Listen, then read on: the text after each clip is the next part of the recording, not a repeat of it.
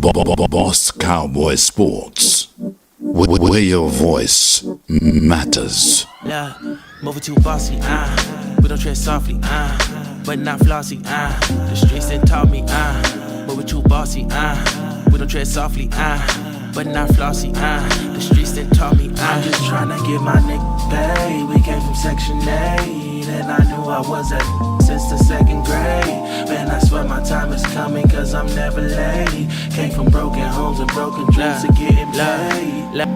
Boss Cowboys. Your voice matters. And it does. First of all, Merry Christmas. And we crazy, so we go stream on Christmas.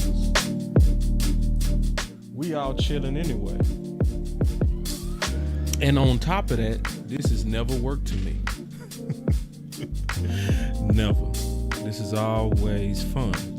It's always a passion. So we got a lot of measured Kool-Aid. A lot. Have I ever had this much Kool-Aid to talk about? On the right hand corner, you got Biggie Smalls. What? Then you got the OC to the left. What? Roller coasters. Man, so you still got that blind ref though. You already know. So we gonna break down all this measured Kool-Aid, man. Y'all kick back on this holiday. Enjoy this with your boy. And we gonna talk some football. Let's go. Boss Cowboy Sports, where your voice matters.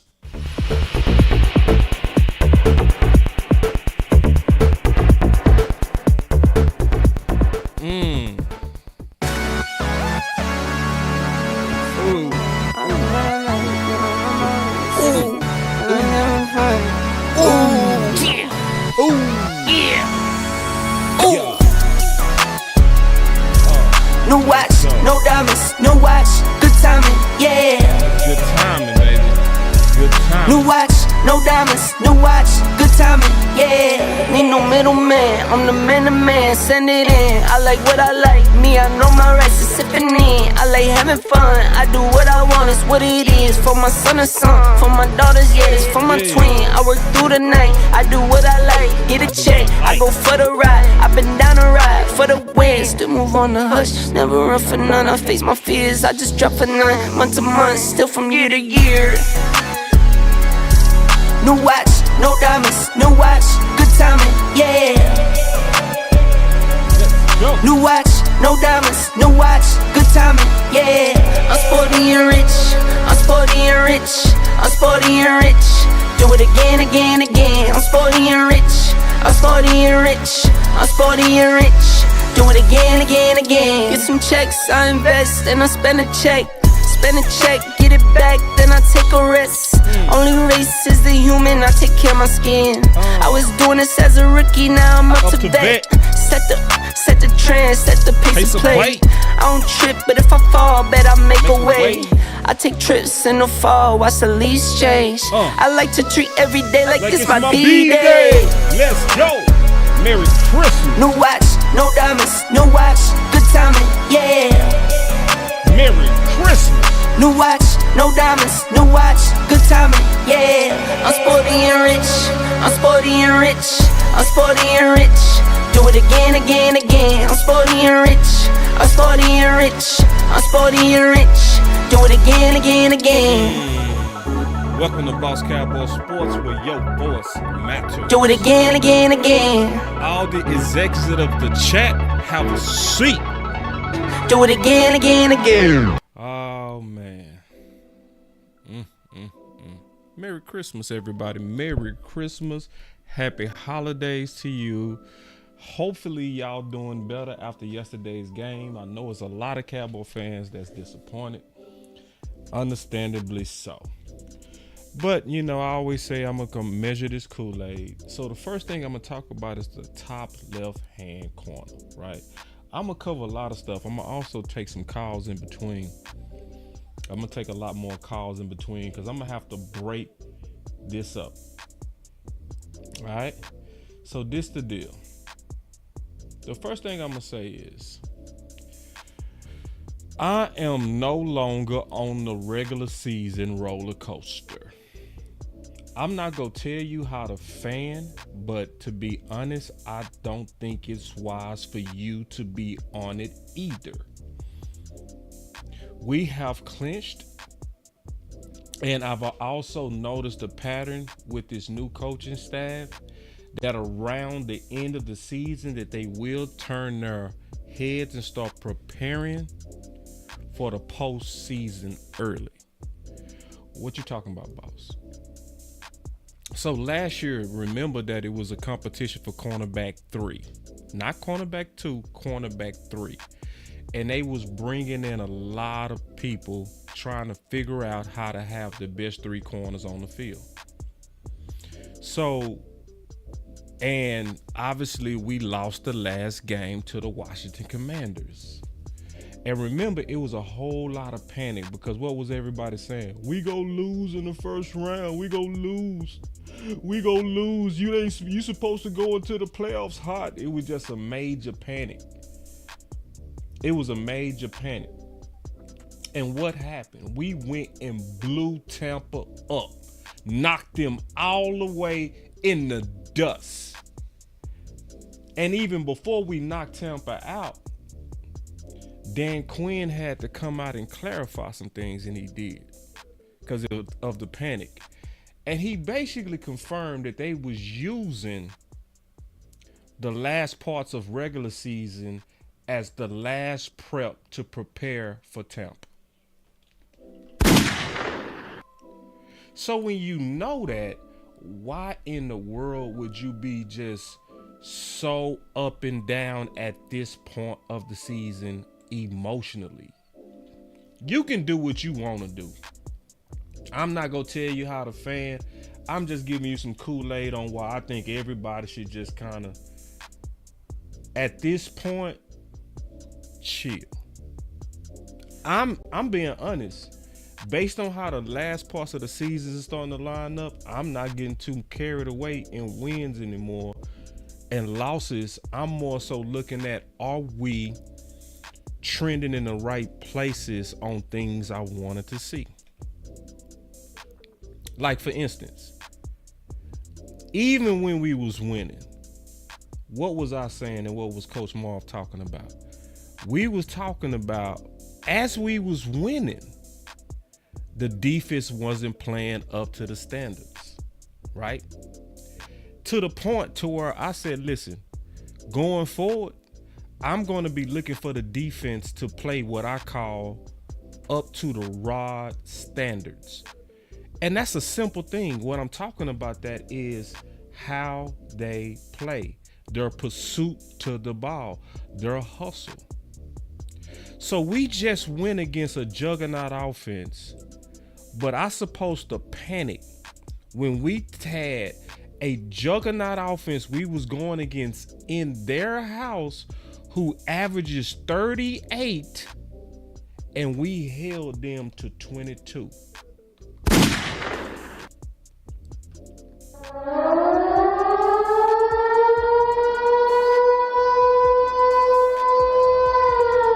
So I can get on a roller coaster, like, cause I see a lot of people, they on that roller coaster real bad emotionally. It's like every time we lose, the sky is super falling. These woe is me predictions, it just, we ain't gonna win nothing. We gonna be one and done. The Cowboys ain't done nothing in 28 years. Okay, bro, you can go ahead and ride that roller coaster. I'm off that thing, bro. You can have it. This is your ride. This is your fandom. Have at it. What I'm looking at, more so than just the ups and downs at the end when we's already clinched, I'm looking at, did they play up to the rod standard? And when I look at it, yes. It was an epic rebound by the defense on a very, very, very dangerous offense. I said that this game is the game that was going to show you if our defense is prepare for San Fran. This was the closest offense to San Fran. It makes me feel good in terms of playoff preparation. Maybe not the win or the loss, but in terms of, are we trending together in the right direction? I would say yes. Now, what I want to see going forward is I want to see, even finishing out the season, I still want to see the Rod standard. I want to see what we saw versus Miami. I want to see it all the way to the end, even if it's your second team. I want to see everybody playing the right way. Hey, I appreciate that. My boy say Merry Christmas, man. Merry Christmas to you, bro. It's a privilege to be sharing Christmas with y'all and y'all tuning in. It means a lot, because obviously y'all could be doing anything, but y'all tuned in right now, and I appreciate that. So that's number one. And before I get into my Measure Kool-Aid report, I want to talk about something that's also was very important to me and encouraging and greatly encouraging to me. So everybody know I hardly ever do shows on Saturday, but I did, right? And my show on Saturday, I had a show where I talked about Micah Parsons, right? And because I wasn't even sure if he wanted to play linebacker, I was sensing from him some that's on y'all energy, right? Like, it was almost as if he didn't want to really take on a responsibility for linebacker. But then after Miami, Miami to me, and I'm going to go ahead and tell y'all now, I'm going to go ahead and say it now. Micah Parsons, even without the sacks, right? This was one of his most impressive games that I've ever seen. He was the complete opposite of what I talked about Saturday. He took on the middle linebacker, and he not only didn't took it on, he was penetrating and making tackles in the backfield. Ooh! And on top of that, he was also killing the pass rush and extremely disruptive. This was the most disruptive I've ever seen. Yeah, I love this comment, and I love this comment because this is what I see too. It looked like Micah owned it. And I did, and I promise you, I predicted it. I said Micah is gonna go crazy this game. I see y'all super chats, man. I'm putting them to the side. Trust me, I'm putting y'all super chats to the side. All right, I'm gonna take y'all super chats. Yeah, so this is the thing. I knew he was gonna ball because this was the first time Micah Parsons ever had to address the run defense and questions on him playing middle linebacker. I just knew, because, I could tell he's competitive. He has an amazing competitive spirit, right? So I just knew the man that he wasn't going to be questioned all week and then not show up on Sunday. I just knew it. I said, he going to show up. Ooh, see, you was watching. See, I could tell who was watching. My boy said his shed blocking was fire. I got to give you a yoga for that, bro, because it was. Yoga fire. And we're going to talk about the offense too. So, but it was impressive because I was going back and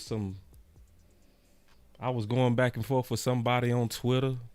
And I'm going to be honest, they was super on the roller coaster, right? They was on the roller coaster. See, I'm going to tell you what happened when you on that roller coaster, right? The emotional roller coaster of the season. When you riding that roller coaster, some people, they super Debbie Downer after a loss, and everybody is no good. And that's just how it is.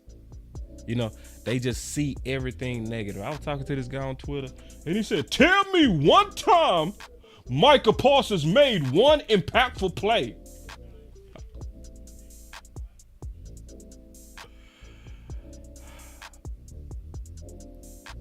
All right. And then I had to explain it to him. I said, bro,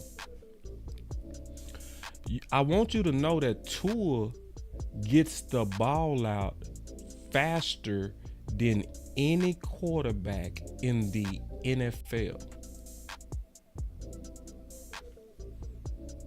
So if you trying to measure the impact of Micah Parsons on just sacks alone, you not kind of factoring in the opponent and the offense he was going against. The offense he was going now gets the ball out faster than any team. So you always kind of knew going into that game that sacks was going to be a very hard thing. Not even just to him, to everybody that was trying to get sacks. So it's almost like when you understand the opponent, you gotta, in my opinion, have realistic expectations. So instead of looking for sacks, you gotta look at everything. You gotta look at the tackles. You gotta look at the pressures. How many times did he flush Tua out the pocket, get him on the run, make him rush his throw? But that was a fan that was on a roller coaster. He was on an emotional roller coaster. Woe is me. And I told this dude, and this dude said it, man, where has Micah Parsons been? I said, well, let me tell you something. If you said that on Saturday, I would have been agreed with you. But it's Monday. And on Monday, yesterday's price is not today's price. It's Monday. What do I mean by that? If he showed me something different on Sunday, that's what I'm talking about. I ain't going super far in the past when in the near past, he just gave me everything that I complained about Saturday. Yesterday's price is not today's price. He showed me middle linebacker play. He showed me lining guys up. He showed me penetration in the backfield. He wasn't being friendly. I ain't see the friendly lion on Sunday. Yeah, that might have been true Saturday, but it's not true Monday. I saw anger. That's why I put the dark side on my thumbnail. Because hopefully, I'm going to keep my eye on it, but hopefully we starting to see what I've been asking for. Yeah, see, right. My boy just said it. He said, boss, did you see our defense being friendly and helping people up? I didn't. Exactly. If you, see, let me tell y'all something. If you make the changes that I've been asking for, my complaining is done. If you fire Kellen Moore and Mike McCarthy start attacking the matchups, I'm not talking about the offense no more. Do I have shows on the offense? Y'all remember how many shows I used to do on the offense? Do y'all see me doing that anymore? No. Yesterday's price is not today's price. So anyway, let's get into this Kool-Aid because we got a lot to measure, man. I'm talking about we got a lot to measure. It's going to be a good one, too. Y'all sit back, man. I got you. Here we go. It's a big thing for Boss Cowboy to actually say publicly that he drunk Kool-Aid. Listen, I do not drink Kool-Aid without first measuring.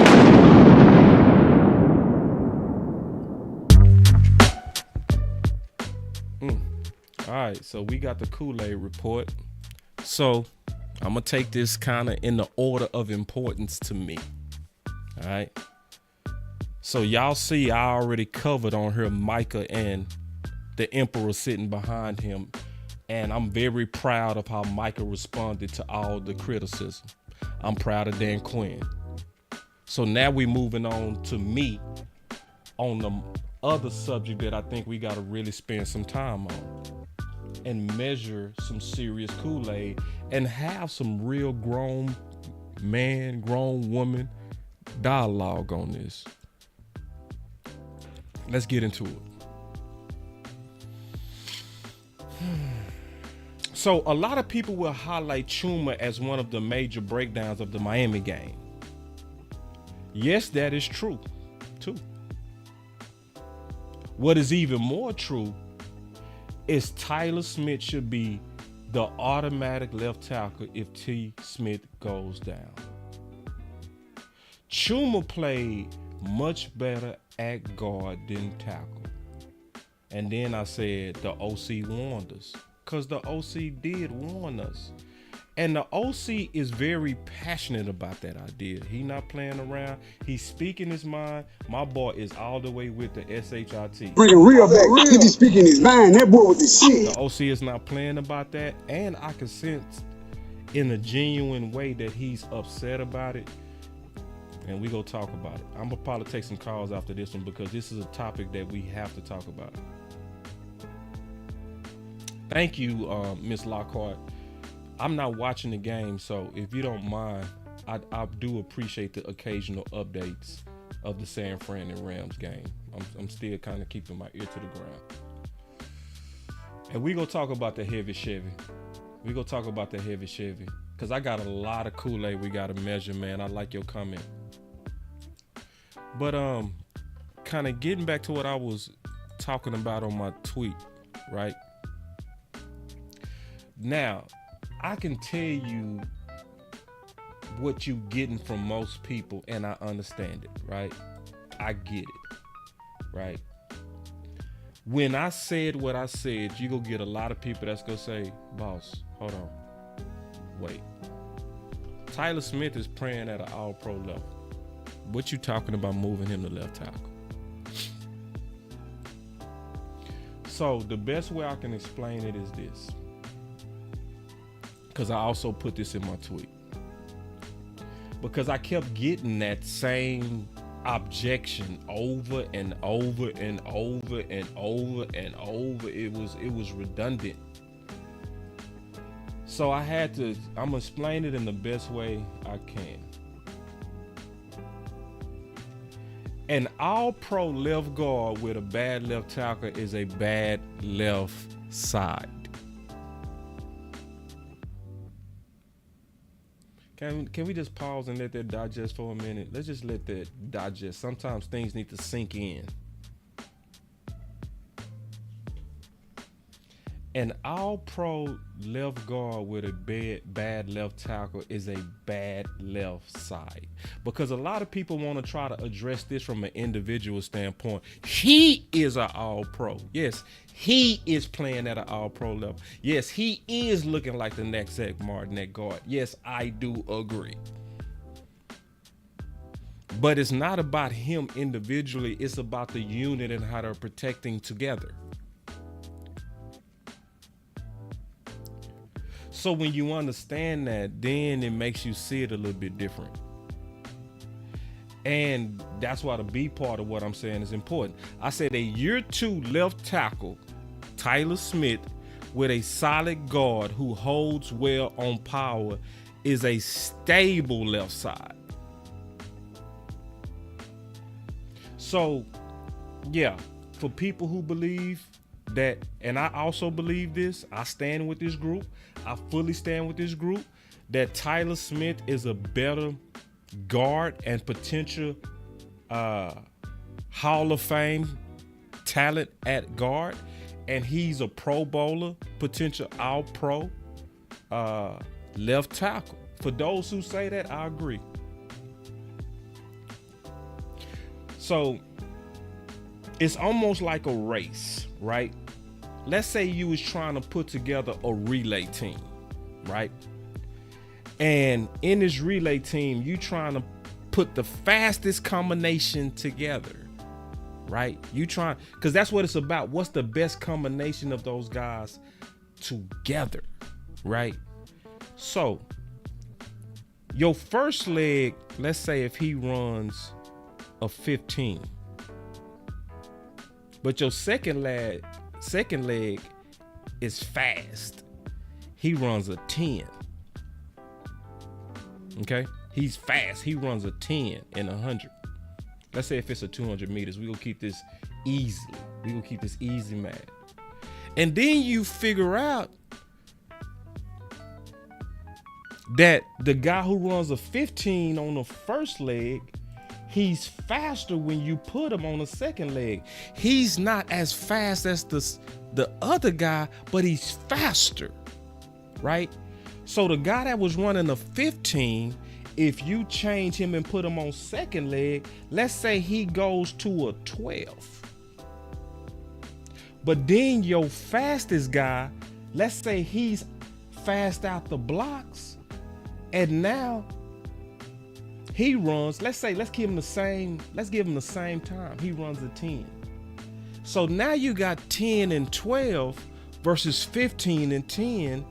You getting a better result with the 10 and 12 just because you mixed it up in that race. And see, this is the thing, especially when you're looking at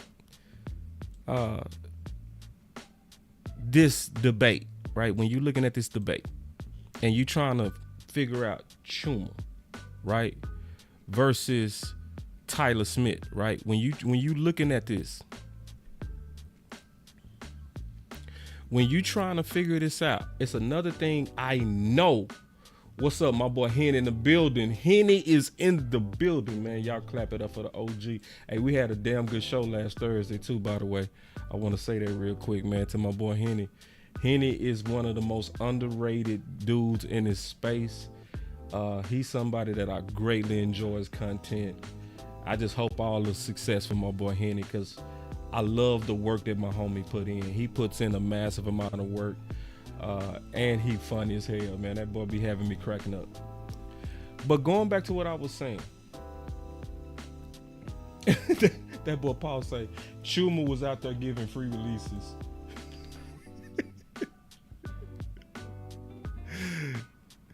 Yeah, man. So this the thing, man. So when you talking about Chuma,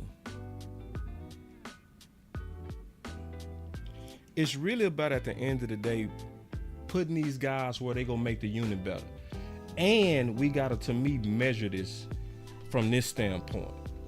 If I'm looking at how he performed this year, his left guard game was much better than his left tackle game. Okay? And he played left tackle before. The first time he played left tackle, what happened?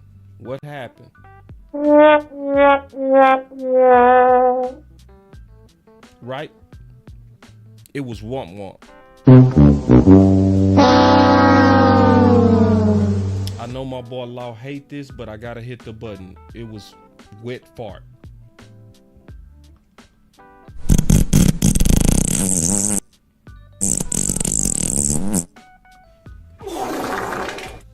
Wet fart. But I'm gonna also be fair to him and say this. The second time he played left tackle, it was much better. Matter of fact,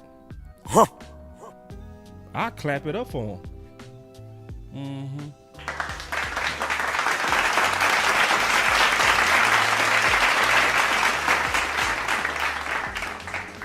But if I'm basing the decision of what to do, because these are all the takeaways with me from the Miami game. Because remember, I'm not on the roller coaster no more. I'm preparing for the playoffs. And I'm trying to think of scenarios that could happen in the playoffs and what would likely be the best strategy for us to be ready for it. So if the pattern is when you are just thrown into left tackle, it's wet fart, but then you get better, how do you think he would play left tackle if Tyron Smith just suddenly goes down?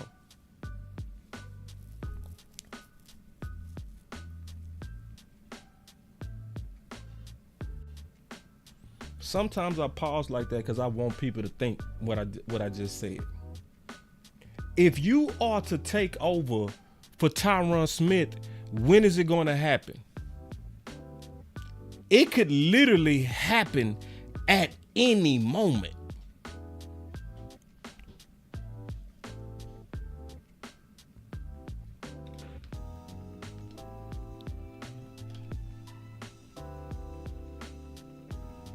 And if the pattern is when you're thrown into left tackle, it take you a game to get adjusted.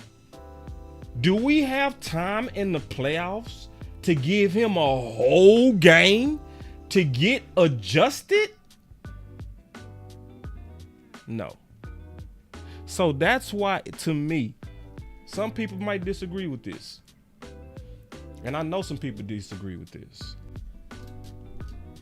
That's why Tyler Smith should be your emergency left side player and insurance for Tyron Smith. That's to me. And also, it's another reason why it makes so much sense to do that. Because if you move Tyler Smith to the emergency left side player role, where he has to cross train throughout the week to be prepared for both, right? Your guard, left guard, now has a lot more quality depth. A lot more. You got TJ back, because it's not just Chuma. It's TJ, it's Awesome. You got guys, you got at least 3 guys that can play the left guard. The OC always talk about the strength of Awesome Richards, but we got others. We do, right? So, like I say, I'm off the roller coaster, and it concerns me greatly. Not some of it, greatly, about this left side dilemma. Because I want y'all to go look up Brian Baldinger and look how he showed how Dak had open touchdowns, but it was due to the pressure that was caused from Chuma at the left tackle that we missed those opportunities. Dak should have been sacked about 6 more times than what he was. Dak was getting out of that pressure with just his legs, y'all. So, now, the next part I'm going to talk about, and I brought this up when I was doing a show on Michael Parsons, when I said I can kind of see it from his point of view. So I need to bring this out, kind of explain this, because the OC, I already told you, the OC is speaking his mind. He ain't feeling it, and he has never felt it. And the OC is very passionate about this. Let me say something real quick too. I want to say something about that. That's why it's important on what I'm saying about the OC's passion. It's only a few people that can make me go revisit a take that I have. I don't revisit stuff once I'm pretty certain. It's only a few people, if they tell me something, I'm going to go back and double check. I would say definitely the OC, for sure, right? If the OC tell me something that I think different, I disagree, but I'm going to go double check it because his track record is that thorough. Another person that to me a lot of people sleep on, Coach Marv. Coach Marv is also somebody that if he say something, even if I don't see it at first, I will go double check it. Because some people, when they have a conviction about something, even if you don't see it, you might need to go double check because of the integrity in which they have when they make a statement about something. 2 more that I would say the same thing on. Okoye is somebody that I would too. Yeah. And mainly because I watched the character of how he conducts himself. It's the character of Okoye that I trust. I don't trust nobody fully because I always verify what you say, even if I trust you, right? I'm like, I really take that Ronald Reagan statement serious. right? I take that serious. When Ronald Reagan said trust but verify, that's me.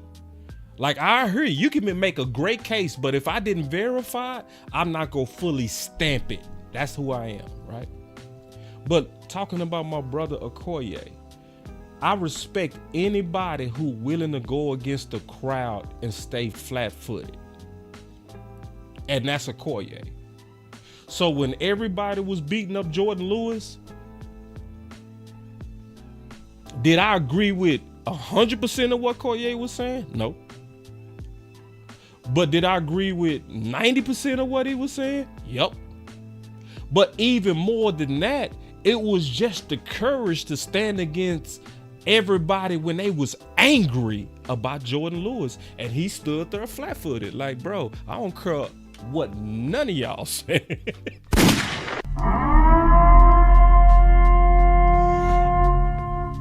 Then I would have to also add my boy J Tuck.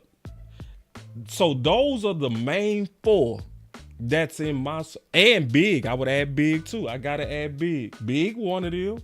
Yes, for sure. I'm talking about where I'm gonna go double check my work. Why is that important? Going back to the OC.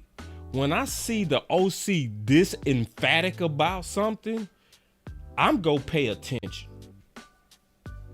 My boy OC came out the gate. That's why I got him on the thumbnail, bro, because I know his character, bro. Look, I got the OC to the left with Chuma behind him because I know he don't play no games. That's why I got the OC right there, because I'm listening to him, his conviction, his passion. I don't lay down to what my brother say, but I pay attention greatly to what he says. Especially because he also played left tackle and the OC played all 5 positions, man, and started 4 years on D1. The only reason he had a little bit of pro time is because he broke his ankle his senior year. The OC was a 4-year starter. He should have been in the league. But anyway, that's another story. So I just want to tell y'all, the OC don't brag a lot, but when you listen to the OC talk about offensive line, it ain't nobody better.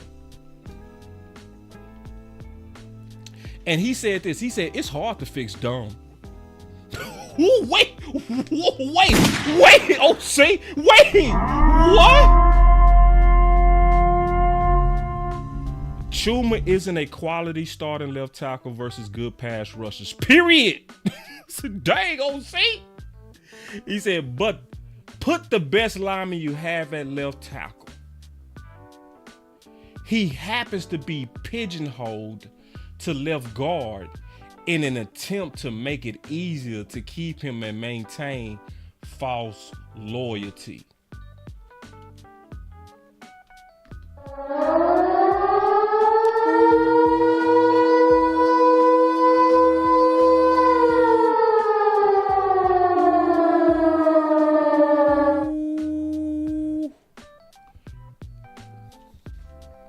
And see, that's why when I did that show Saturday about Michael Parsons, that's why I said I can kind of understand him not wanting to play linebacker.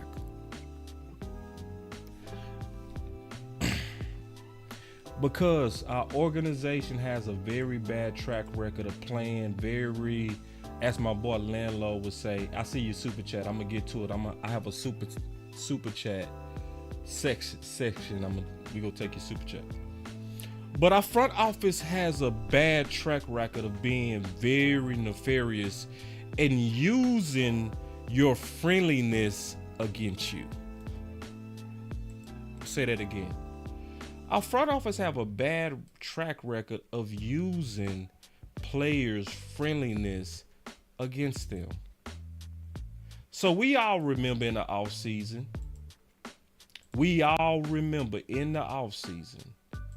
what did Tyler Smith say that made us all proud? We were so proud of him. What did he say? Just tell me where to go and I'll go. Just tell me where to go and I'll go. Now, all of us know that he was likely drafted to be our future left tackle. He was thrown into left tackle last year in an emergency role and missed a lot of the first week to prepare for the Tampa game with a bad ankle. He was pretty much almost like Dak, where he was just thrown into the fire and had to be a natural. And most impressively, he did it.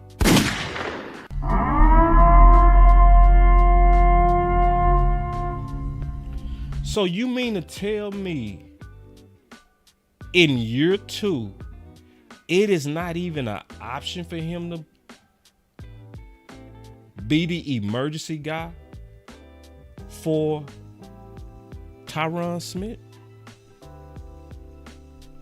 And see, it does make me wonder, because I have trust issues with my front office.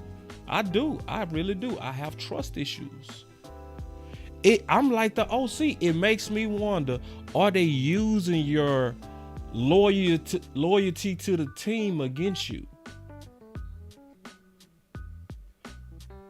To where if you was an asshole, it was like, man, if you was like, I ain't gonna say asshole, but let's say it like this. If you was like Zach Martin and was like, I'm a tackle. Or even Lyle Collins was like that.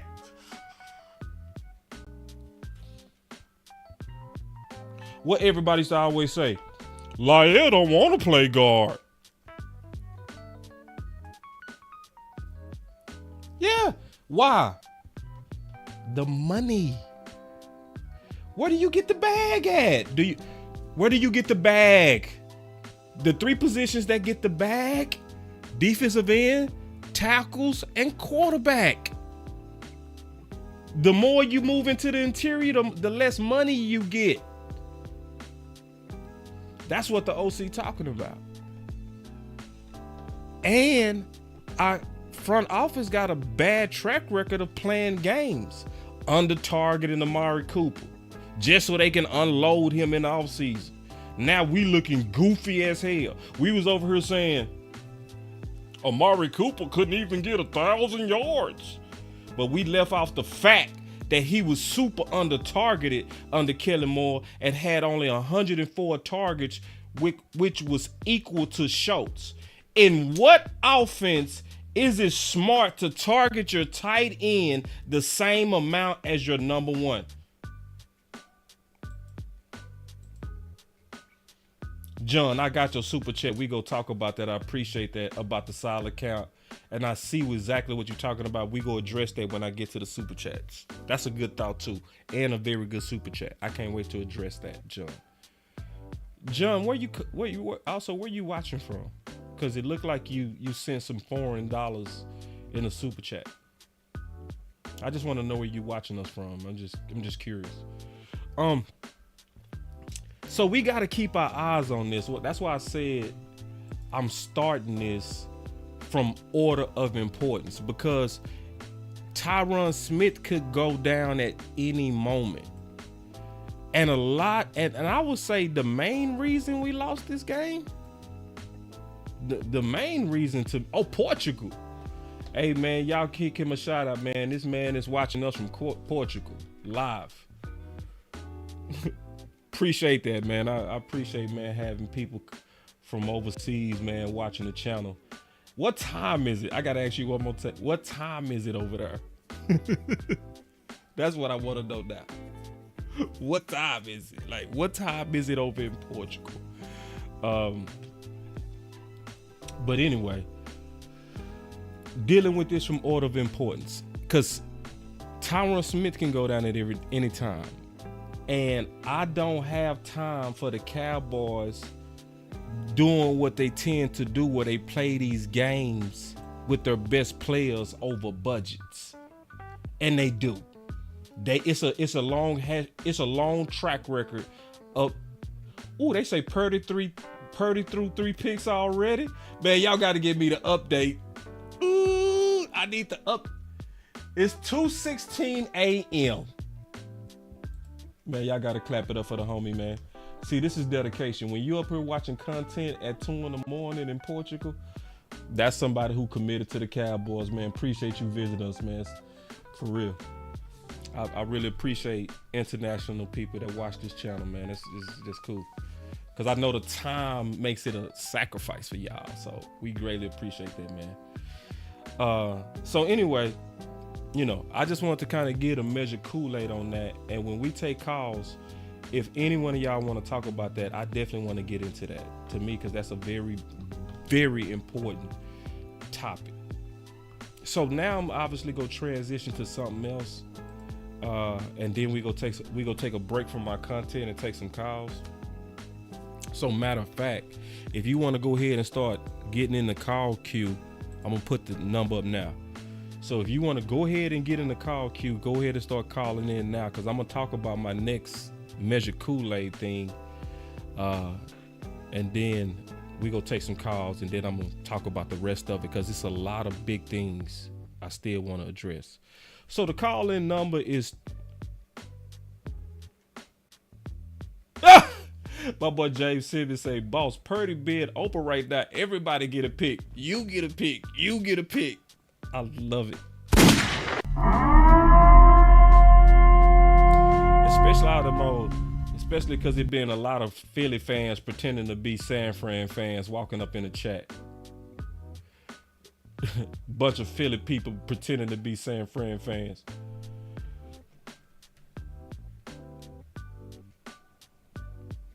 Oh, man. My boy said, why we worried about Purdy when we're on a damn losing streak? What I tell y'all, I ain't riding that roller coaster. I'm just not doing it.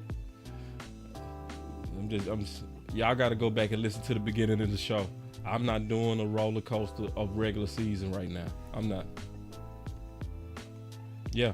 Especially when I know that we could get into preseason mode any minute now. But that's another subject. I already addressed that. Now, this is the thing that I got to address from a lot of different angles, because I know when I talk about this, I know I looked at this from a lot of different angles that I don't think a lot of people looked at. So I want to talk about this. So Cowboys, also shout out to A to Z Sports. I want to, say that real quick. Story by Mauricio Rodriguez, obviously Sky over there in the morning. So we just want to kind of acknowledge, other content creators, especially when they put out some good articles and stuff like that. So Cowboys Micah Parsons didn't hold back discussing a controversial call. He didn't. Yeah.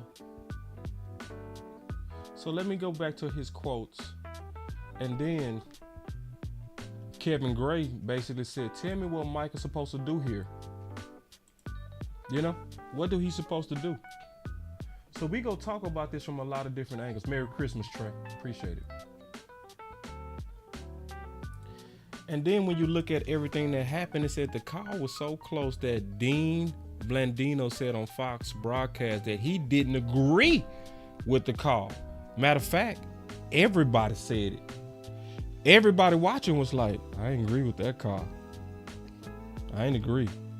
So the head expert ref that Fox will assign for controversial calls to try to interpret the situation was just like, I can't help the NFL refs on that one. He like, hey, it just looked like a bad call to me. All the commentators said it too. He said that he didn't agree with the call as Parsons hit Tua with 2 steps after he gotten rid of the ball, which is allowed per NFL rules. Parsons was shown on TV arguing the call even after the Dolphins touchdown, which I like. I love that Parsons is fighting. I love it. Get in their face and everything, man. Enough is enough, bro. For real. all this, he need to be quiet. He need to, hell no. They not doing nothing. We gonna talk about that. And then my boy Parson said, anybody who's watching, I got there so quick. How am I supposed to know he got the ball out? Thank you, Miss Lockhart. Thank you for the update. She said Parsons told reporters post-game without holding back. It's within a second. I can't leave my feet. I can't lead with my head.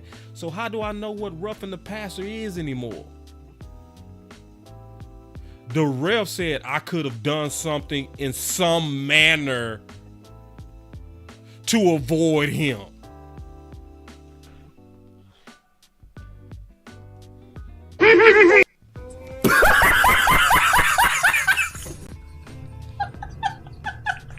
It's all fake news. It's phony stuff.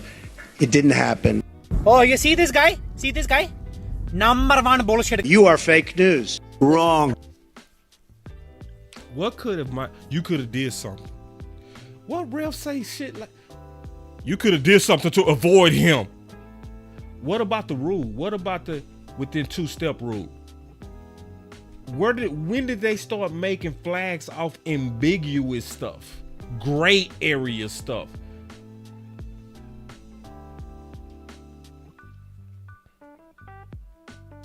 The ref said I could have done something to avoid him when really I ran into D-Law. We both met at the quarterback. Exactly. So, and he kept it real. He said, we fighting with our backs against the wall. Parsons said of the team's role struggles, a lot of penalties. It's mind-blowing the things that are getting called and the positions we get put in. See, because it's a lot of self-righteous ass Cowboy fans. I don't talk about the refs. Well, you should. I just hate that old sanctimonious fake. I don't use refs as an excuse.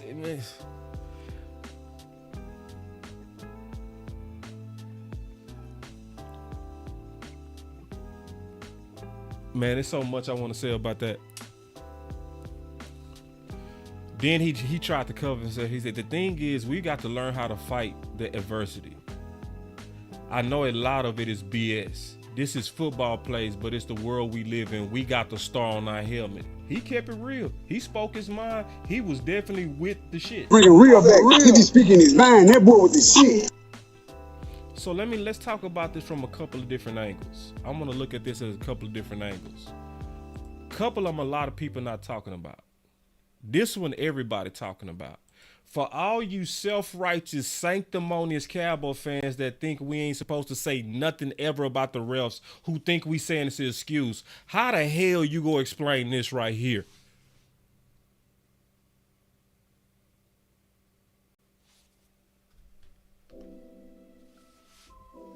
How are you going to explain this right here?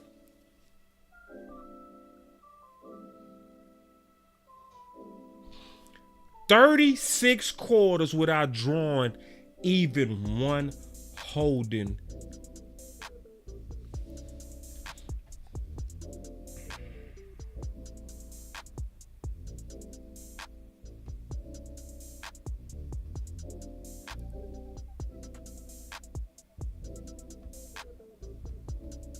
That's 9 games.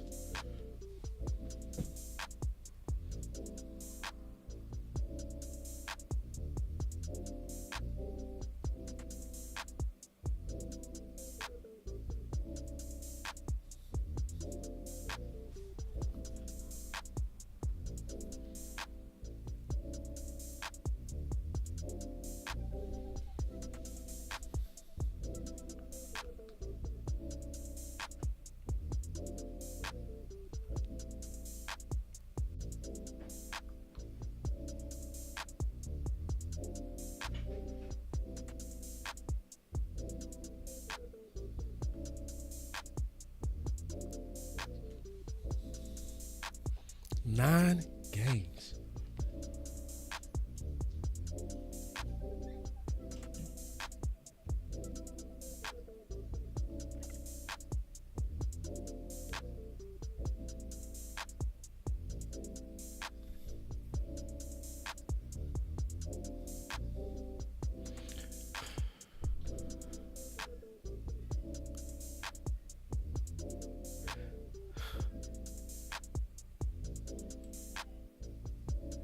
I'm speechless. I really am.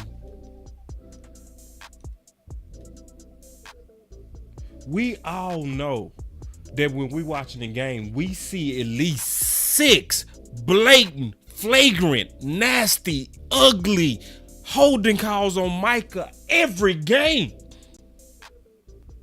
At least 6. And it's every game. And he ain't got 1 call in 9 games? Bro. So the first thing I'm going to say is we need all the sanctimonious Cowboy fans that like to act like talking about the refs is beneath them and their fandom to get off that fake ass high horse and join the campaign of talking at the NFL for this bullshit.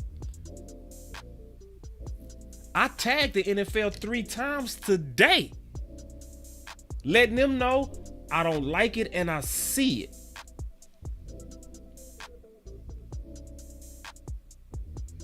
So that's one point of view of it. And this is what I said, because I like what my boy said. He said, and we got to ask, shake my head, Parsons pissed somebody off in officiating. And I said, yep, we would show him looking ass. You know what I mean? Like, for real. And see, some people might laugh at that we would show him. See, people got to remember, it was a controversy before with the NBA. Remember one of them NBA refs was working with the mafia? Do y'all remember that?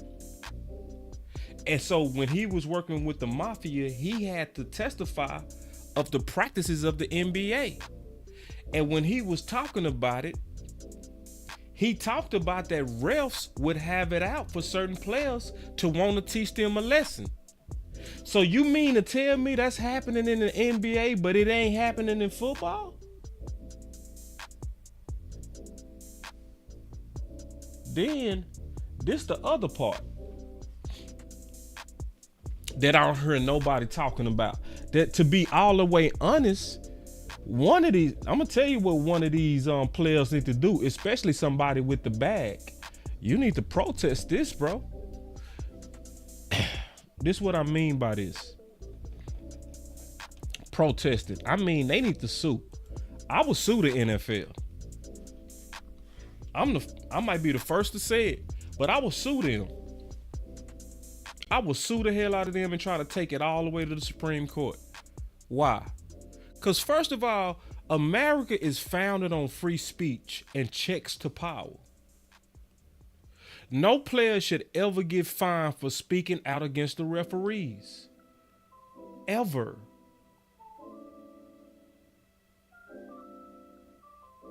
The people are smart enough to figure it out. The context of play without NFL, NBA protection for refs.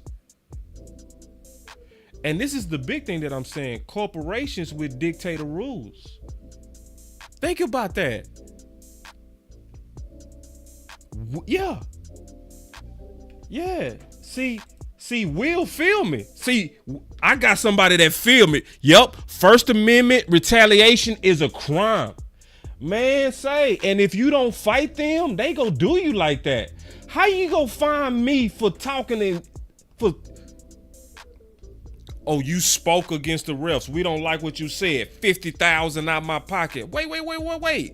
That's not even the foundation of this country, homeboy. We need to go to court over this. Somebody need to sue the NFL. See, because Jerry sued the NFL and won. Yeah, it's time to take this to court. Yeah. See, we talking real now. We need a player to say, you know what? Hell no, I ain't paying that fine. You go talk to my lawyer. I'm not paying it. You not taking it out of my check. Nah. It's my right to speak. Now, if you want to fire me, that's your right. But you can't fine me for speaking. Yeah, because the fans smart. When Mahomes spoke out against the refs and he was goofy as hell, throwing his helmet and all that, what did all the fans say after they looked at all the evidence? They said, Mahomes, sit your ass down. You didn't even have to find Mahomes because guess who figured it out? The fans. The fans looked at the evidence and was like, Mahomes, Andy Reid, sit down. So the NFL and the NBA with this dictator shit feel like they gotta find you for speaking out. Like this is not cool for corporations to have dictator principles. This is communism as principles that we letting float in America. What are we doing? I'm serious. Like, what are we doing? Like, somebody need to say, nah, man, hell no. I'm going to see you in court, bro. You can't take my voice. Now, you can fire me, but you can't take my voice. My voice is my right as an American. You can't fine me for speaking. Yeah, that's why I said, yeah. No, hold on. See, we going, this is a good back for, it's private owned. I agree. That's why I say you can fire me. Especially if I'm in an at-will state. You can fire me, but you ain't gonna fine me. You can't come at my pockets because you don't like what I said. Man, you better get out of here. Well, I put it like this. Let's let the courts figure it out then. You feel me? Let's let the courts figure it out. And I'm going to say this too. This is what a lot of people ain't thinking about. To me, which is goofy, is I ain't going to say goofy, but to me, you got to put this thing all together. This is what a lot of people not thinking about. The NFL is playing a dangerous game because they also starting to open the door for legal gambling. So you opening the door for people to be able to legally gamble. But you want to also try to force players not to speak on the refs. See, what you're doing, NFL, you're creating a trust issue between fans and your product. You creating a trust issue between fans and your product. And when the fans stop trusting the product because of the refs, they are going to stop watching.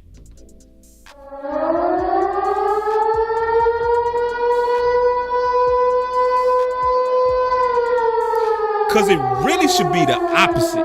It should be the opposite. See, because players, they got to get before the media or they get fined, right? What did my boy say? I'm just here so I don't get fined.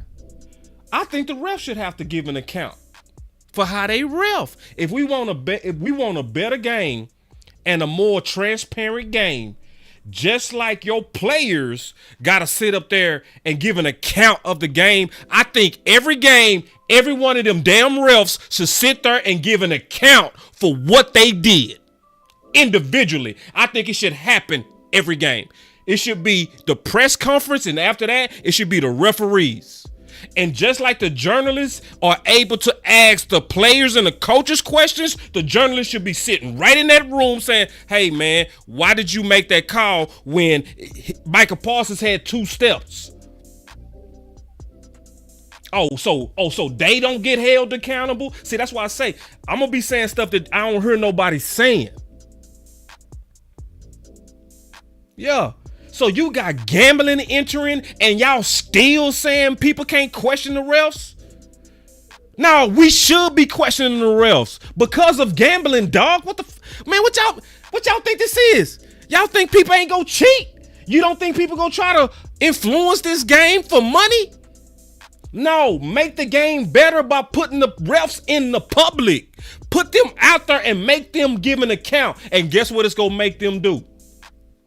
When they know they have to give an account for what they did with them flags, they gonna be careful with them damn flags.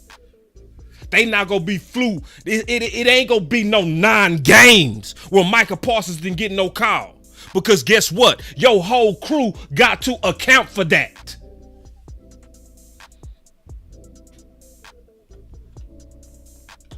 And I'm upset about that. I know I get passionate, man. Y'all see me start fussing, but man, this doing nothing ain't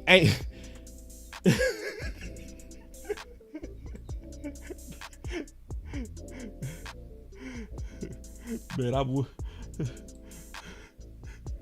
Yeah.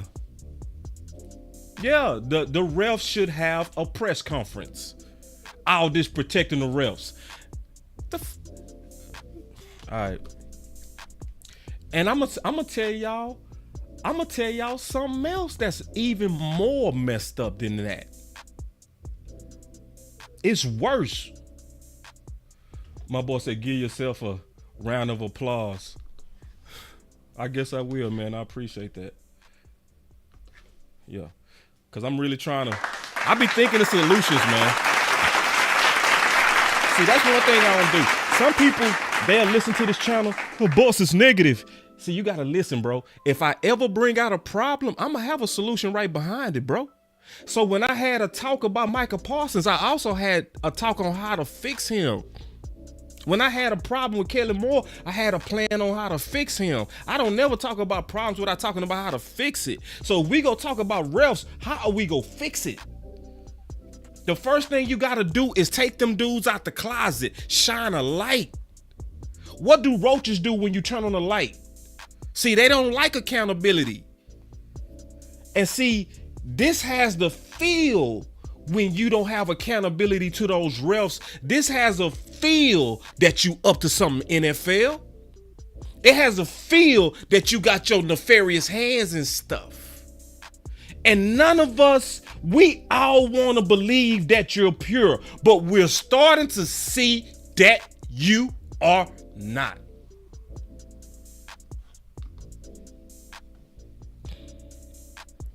Now, this is the next part. This next part I'm finna say, man, this pisses me off more than that. So, obviously, Aisha Morrison, a superstar over there at .com, she was in a space last night with BJ. And she said something, you know, that's going around and that's very smart. Like, it's pretty obvious strategy when you think about it, where she said those linemen know they won't call it for him. So and I added on to what she was saying. So think about it. When linemen know that they not go call, even though they violating Micah Parsons, it's not only wrong, it not only creates an advantage for the opposing offense, it's also dangerous for Micah. Focus on the word danger, okay? And I'm serious. I'm dead serious on what I'm saying. The NFL could get Micah hurt with the no calls. The game morphs to any means necessary without rules and order. I gotta stop and paint that picture.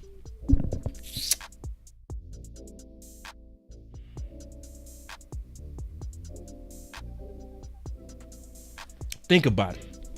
If you're an offensive tackle and you watching Micah Parsons on film, right? The first thing you go do, if you honest, he's gonna scare you. His speed is gonna scare you.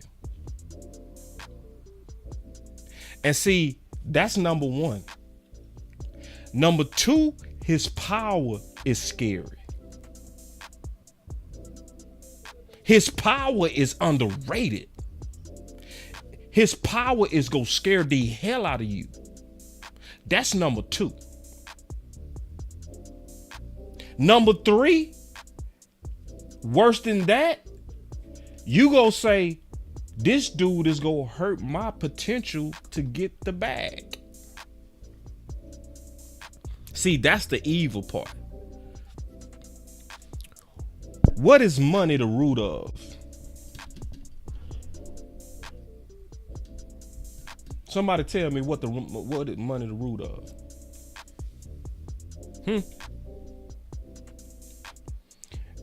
Cause see, I know I can't beat you head up. I can't beat you head up, so I gotta do some evil shit. I gotta go at your knees. I'ma poke you in the eye. I'ma hit you in your face. I'ma hold you up and let the other lineman cut you.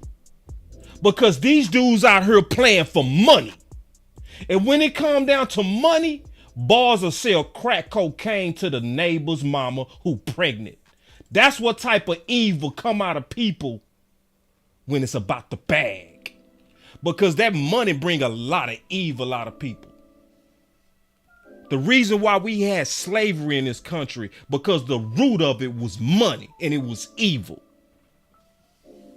And you telling me that all these offensive linemen are going to be watching other offensive linemen not getting no calls, and you think they not going to resort to doing anything necessary to try to stop him? Oh, see, let's not forget that it was bounties put on players. Oh, they do this in the NFL, y'all. They do this. They put bounties on you where they was basically saying, we will pay you if you hurt somebody. It's the root of all evil, and that's what the NFL is allowing. See, that's the other side that nobody talking about. Ain't nobody talking about that. So when you ain't, why do you think they getting worse and worse and more flagrant and flagrant? Because they not getting the calls, and it's getting more and more evil on Micah Parsons. And your funk ass NFL go get my dog hurt. Am I wishing that on them? No, of course not. But it's the reality, and we gotta think ahead. You gotta be the type of person that can forecast the future based on what's happening right now. And they are creating an environment to go after him by any means necessary, including dirty. Because there's no rules, and the NFL is allowing it, and you are a fucking joke. And I'm sick of it. And somebody need to say it.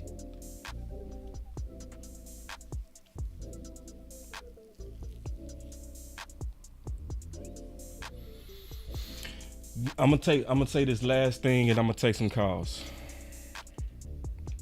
You know, because I told y'all I got a lot of measured Kool-Aid today.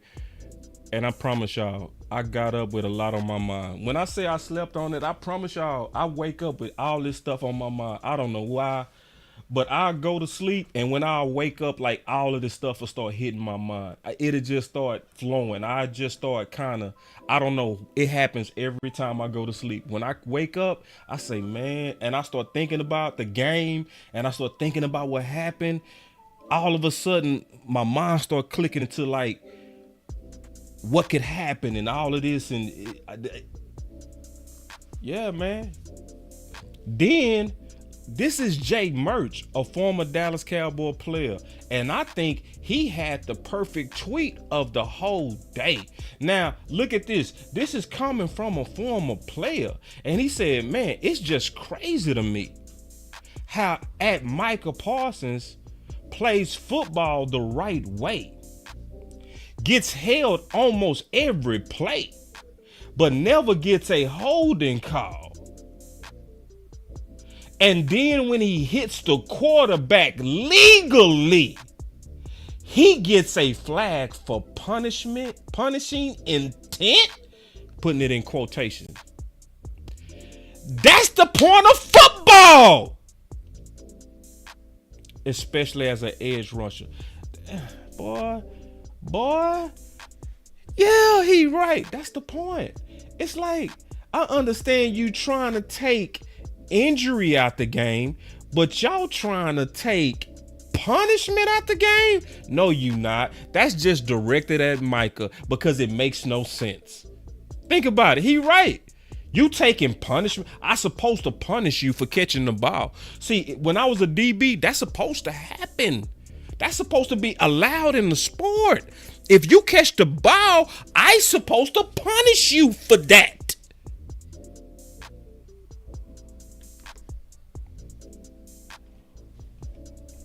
to be honest, the NFL is already looking like it's compromised by Vegas. And until they start changing these protocols on the refs, the trust is going to get worse and worse and worse. And I'm going to start saying this louder and louder and louder. Forget all of that finding players for refs. All we need is one. We need Michael Parsons or somebody with the balls to say, I ain't paying the fine. You gonna have to, I'm suing you because it's my right to speak. Sue me. Because I'm suing you. And we taking this all the way to Supreme Court. You not taking money out my pocket for speech. Yeah, man. So anyway, let me see if I had any more on this Michael Parsons stuff. I don't think I did. Yeah. So listen, I said we was gonna take some calls. Let's go ahead and get into it. Y'all give me 1 second to make sure I got everything set up. Cause I'm pretty sure y'all got a lot to say after hearing me go crazy like that. So I just opened up the call line. We got y'all already up in here. I love it. I see Jessica up in here, Joe up in here, Chris 214. Yeah, we finna get busy, man. I'm gonna let a few of y'all get up in here, man. I'm gonna let a few more of y'all get up in here. Let's get to these phones. Piling paper, got them talking nice to me. Down the bottle, it be going right through me. Brown baby, down to take a flight to me. They think that I'm stunting, but it's slight to me. Piling paper, got them talking nice to me. Guess that's why the labels want the rights to me. They want the rights. City on my back and it feel light to me. They think that I'm stunting, but it's slight to me. The flies part, that boy said I got the city on my back and it feel light to me. Man, that's how I feel sometimes. I ain't gonna lie. All right, we got ain't nobody else called in. All right, here we go. Oh, y'all need the number? Do y'all need to put the number up? All right, let's go ahead and get to it. Let's get to it. Let me know if I need to put the number up. Chris 214, you live. What's going on, boss? What's happening, big dog? Not much. I want to speak about that last topic that you spoke about the money in like the NFL. Mm-hmm. Yeah, bro, it's all about money, no matter how way you want to slice it. Just like a pizza. At the end of the day, it's all about the money. The NFL is $1 billion corporation. Right. Like, bro, you're not about to tell me, oh man, it's all about the players. They just gotta go out there and play. No, people have a hand in this stuff. You can't tell me people don't have a hand in this stuff. And right. I was watching a certain video. I gotta go back and fact check it. Mm-hmm. But it was this video about how the NFL, they lessen former NFL players who was on disability. They get a check from the NFL. The check, it used to be like 20-some thousand. From the video that I watched, they cut it down to like $5,000. And I'm like, bro, like, this came from your sport. So when I see that happened, it makes sense to why they trying to make the game safe. It's all about money. Yeah, it's the money. It's all about money. Yeah, them concussions. And, yep. Right. Exactly. Hey, that been turned their ass up for years, bro. For years. Mm-hmm. Mm-hmm. And yeah, man. So we gotta be loud. Whenever you get a chance, I tagged you in a post on Twitter about JJ Watt saying, hey, the NFL is stealing money from players just for playing football. He tweeted that, bro, like a few times. So just whenever you get a chance, that's what I'm saying. Go check that out. That's what I'm talking about. See, and JJ Watt would be the one. Like if he sued, oh yeah. See, because you want a certain type to sue, and I ain't talking about color.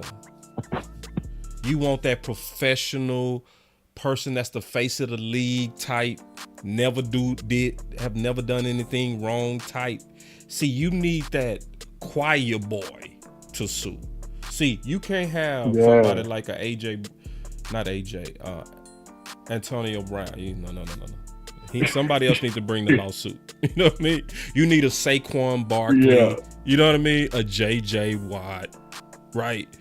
Clean cut, right, Tyron Church. See, because it's a strategy to all this stuff. So when they was trying to get blacks to infiltrate baseball, it was better baseball players than Jackie Robinson. But they needed Jackie Robinson because he was the most pristine and also talented. You know what I mean? So anyway, good call, Chris 214. And I'm gonna look for that tag, man, because that's some good content. We'll probably talk about that tomorrow on the final word. All right, bro, and y'all have a good night and happy holidays to everybody. Thank you, man. Merry Christmas, big dog. Yes, sir. Merry Christmas. That was Chris 214, man. Jessica, you are live. Hey, boss. Hey, everybody. Hey. Well, boss, like I said, we know we're crying for them to do right by our boys, but y'all already know they don't want our boys in it. So they're doing everything they can to keep them out. This is the more why I say our boys got to get back aggressive and fight the more harder. They want to come for you, you start jacking them rascals up and slinging them off of you. That's what they got to do. That's what Michael and them got to do. They got to come together as one defense and offense team on both sides of the ball and fight back. Right. Have to be aggressive. Yes. Aggressive ball. Yes. We want them to do right as fans. We want them to do right by our team out as well. But it's not just our team they doing it to. They doing it to others. But it's more so the one that they call the America's team. And it's being torn down from on the inside, boss.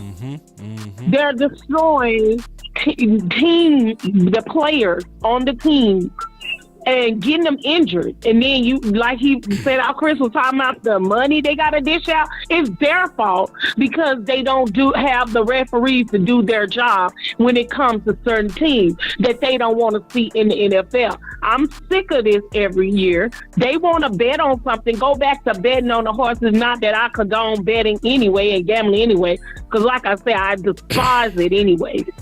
I hate it. Because my grandmother, as a little girl, I remember seeing my grandmama and my mama having to go to a boat to win my auntie house back so her and her kids wouldn't be out on the street and took from me and my sister and brother and them. So I hate this. I hate it with a passion. And it's stupid. It's a waste of your money that you risking and your bill money you spend, then you get mad at the players and want to go blaming them and tearing them down. You cannot hold these young people, these players we got now, for what Tony Romo and all the past people that played in between the time of us getting 5 Super Bowls up to now. You cannot put that on Michael Parsons and Dak Prescott and them. You cannot hold them accountable for what the other past people didn't do in between their time of coming here. And we as fans need to stop always talking about, oh, it's been these many years. How many teams in this NFL other than Cowboys have not been? Some ain't been at all. Right. Which we are getting ready to play one of those teams. We be crying. Saturday. We be crying. We'll be crying, boy. We be really crying. And it's time out for y'all putting that pressure on them at that point. Because, yes, they need to go out there and fight and win if they want to get a ring of their own in this time, in this age. Yes, they got to be aggressive. Yes, they got to do their part. And we as fans got to defend them against other people. Not only against the other fan base, we got to sit here and go after these NFL people who ain't doing right. Like, what was the purpose of them? That boy pulled that boy clothes down and showed the boy crack of his duty hole, and they did not even do nothing. Then the other one came and yanked his towel off. That right there was content. So why wasn't it thrown? I don't care. You say picky, tacky, whatever. What they did to CD last night was homophobia stuff, and it was wrong, as well as Michael. So it's time for our players to fight back. And it's time for us as a fan base to pull it together and stop trying to hold these boys responsible for what other players that are no longer in the league did not do in between time. And we need to be there and be their fan base, encourage them, and yes, let them know that they can do better because we know what they got.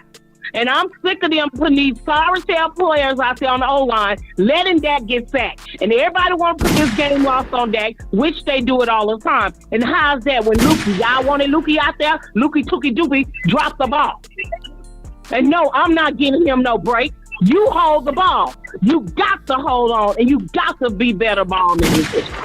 You got to be aggressive as a defense player because guess what? I played football with the boys. You might say it wasn't in the NFL, so what? I tackle those boys and I put them on their behind, and all boys got to do the same. Go for what they know. And y'all, I'll go back in the chat. Y'all, I just saying we got to do better as fans too. You ain't lying. Thank you, Jessica. That was Jessica, y'all. All right, man. We got Joe. Oh. Almost hung you up, Joe. Joe, you live. Hey, what's going on, boss? What's up, Joe? So I could be completely wrong, or maybe I am completely paranoid. But part of the reason why we're getting these type of calls with the refs, especially against us, is because if you remember, when it was time to extend Roger Goodell, Jerry Jones voted for Bill Foley. Yes. And maybe that has something to do with it. See, I got a lot of theories. I think that's a very good theory. I also think the structure of how Goodell is paid is a problem. I said that to the OC on the final word, right? Is he's paid by the owners, right? So if some of the owners don't like Jerry, they're gonna collude on that. You know what I mean? And if you trying to make them happy because they keep you paid, you go slap the guy they hate. You know what I mean? So I think your theory got some validity. I think that theory got some validity. When we talked to Terrence Williams, you remember we had that show with Terrence Williams? And I asked Terrence Williams, I said, hey man, in the playoffs, they called a illegal procedure on Bryce Butler, a play that a penalty that wasn't even called for 30 years. It was 30 years since a legal procedure was called. And I said, what was up with that? He said, boss, this is Terrence Williams. He said, boss, you got to understand, when Jerry beat Goodell in that lawsuit to get the naming rights on these stadiums, he said, I'm a Cowboy fan and I've been saying it since before I started playing for the Cowboys and even when I was playing with the Cowboys. That came from Terrence Williams. So I think you got some validity to your theory, man. And my thing is, I want a structure that takes away the ability to be corrupt, right? Because America, our system is very imperfect. People are still corrupt, but we still have at least some checks and balances to try to root it out. You know what I mean? Checks on power. That's why I hate the fact that y'all saying in this country that's founded on the power of people having the ability to fight back against power is allowing a corporation to find me for speech. Another good example was Martin Luther King, when he had all the power and he gets assassinated. Yeah. Lincoln, when he frees the slaves. Right. Yeah. Yeah, man. So, you know, what's the solution? So that's why I brought up some solutions today. I brought up some, not just problems, because I don't want to be somebody that's crying. It's like, all right, this is the problem. How we go fix it? What are some things we can put in place like that ref panel where they got an answer for the calls every game, I guarantee they will call games way better. If you are accountable, if you got to see, because that's why the press was created. That's why free press is a principle of this country, because the press supposed to be the watch guards of truth and power, because they supposed to be able to get the real story out there. That's why also free press is a principle of this country. You got to put that free press on them refs too. Anyway, good call, Joe, man. Good call, man. I appreciate it, big dog. Thank you, boss. And one more thing.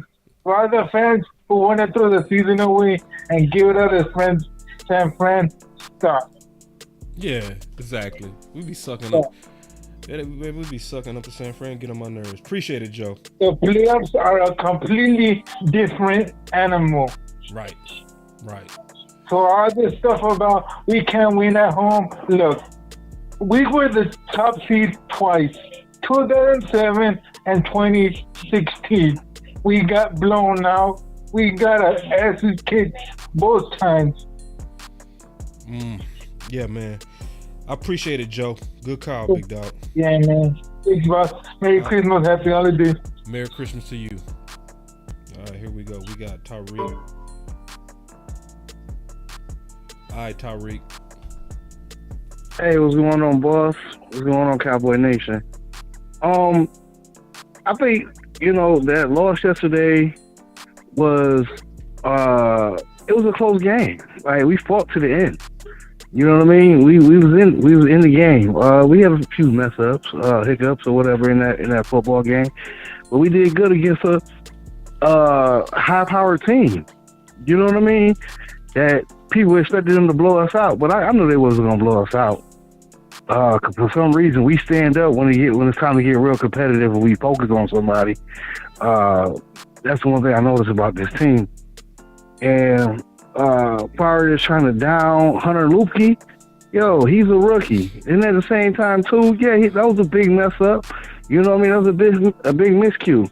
But at the same time, I would rather him go through his bumps and bruises now to where we can learn. We can use him later. He can learn from his mistakes now, and we can use him later when we go on the road against these teams and we at the 1 yard line and we're not trying to power the ball in with Tony Pollard. You know what I'm saying? So yeah, he messed up, but he's still learning. Let him learn. But other than that, Dak was out there running for his life a little bit, but at the same time too, we know we believe in number 4, and whatever he's going to make the best out of anything. He's been doing that his whole career in the NFL with this team. Even when we didn't have a good offensive line or basically no receivers out there, he works with what he has. So I respect that about Dak.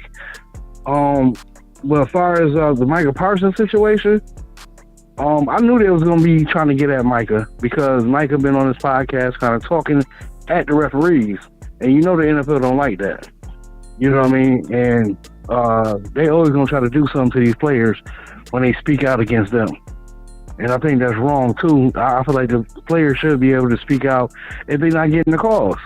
You know what I mean? It's like, you could go ahead and get him. You can get players hurt by not calling these calls. And like you said, man, it's all about the money. And if people taking cheap shots on our one of the best defenders in the league, well, what does that say about the league? It waters down the league when the defenders, your stars, are not getting the calls that everybody blatantly see out here on the field. You know what I mean? Yeah. Yeah. So I wanted to know, did he get fined for saying something? I'm certain he gonna get fined. Yeah. It's gonna come out pretty soon. They gonna find him. Yeah. Okay. So what do you think? Let me ask you this question though, boss. Like, what do you think about far as them not letting Rashad Evans get on the field, man, before these playoffs start?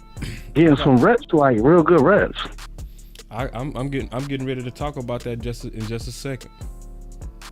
Yeah, because they gotta get Clark off the damn field, man. I got a whole presentation I'm gonna do on that. Yeah, because, like, Clark, man, this dude, I don't understand. I don't see what everybody's seeing him. I just don't. Like, he's okay in coverage, but he's been getting burnt out there doing that, too. But as far as tackling, he's not a real good tackler, man. And I think, this is just my opinion, Cowboy Nation. I don't want nobody to chop my head off for saying this. I think it was wrong when he came in that he had to learn up under LVE. That's just me. You know what I mean? Because, you know, that dude was playing real tentative. You know, you get some good games out of LVE, but he was protecting himself. You know what I mean? And I feel like Clark does that a lot, too. You know what I mean? He's making business decisions out there instead of sticking his nose in there and hitting somebody. You know, and I think that, and it's showing up on the field to me. Like, it's like every time, like, we getting big plays off as far as our linebackers or people just running at will. I normally see Clark, man. Now Bell, he undersized, so I get it, but he still put his nose in there, and I respect that, man. But as far as them not getting good tackling, looking further into doing certain things with the defense as far as the linebackers, I think that can be a problem later on if we don't address the problem now. And you got somebody that can help out. No, you're right. And I'm definitely getting ready to deal with that. to deal with that. So. Okay, boss. Well, that's all I really wanted to say, man. I appreciate it, man. That was Tyreek, y'all. All right, man. Peace, man. Happy holidays. You too, big dog. So that was Tyreek, man. So getting right into what he was talking about, I did a tweet that's going around and it's getting a lot of buzz, right? It's moving. This tweet is moving. So obviously everybody know about Amari, right? 265 yards and 11 catches in one game, right? But this is where a lot of people missing it. I said, remember the Cowboys picked Gallup over Amari. Our guys' Dallas philosophy is the gift that continues to give L's. And then I said millions of Cowboys was tricked by the Dallas propaganda against Cooper. So to Tyreek's point, a lot of people miss what I was saying, okay? Because obviously, especially the people that fell for the propaganda that was targeting Cooper, they was trying to, because see, people don't know that this it's not just Dallas that does this. Bleacher Report did a study where they, based on their research, they said 90% of leaks come from teams. So not just Dallas. Smear campaigns. So a lot of times when they get rid of you, they're gonna try to protect their name because of the love that fans have for you. So before I cut you, I have to sour the fans against you so I can keep the fans but get rid of you. So a good example was Randy Gregory. They fumbled the Randy Gregory at the closing table, right? They fumbled it. They was already putting out through their media people that the deal was done, but the deal blew up at the closing table.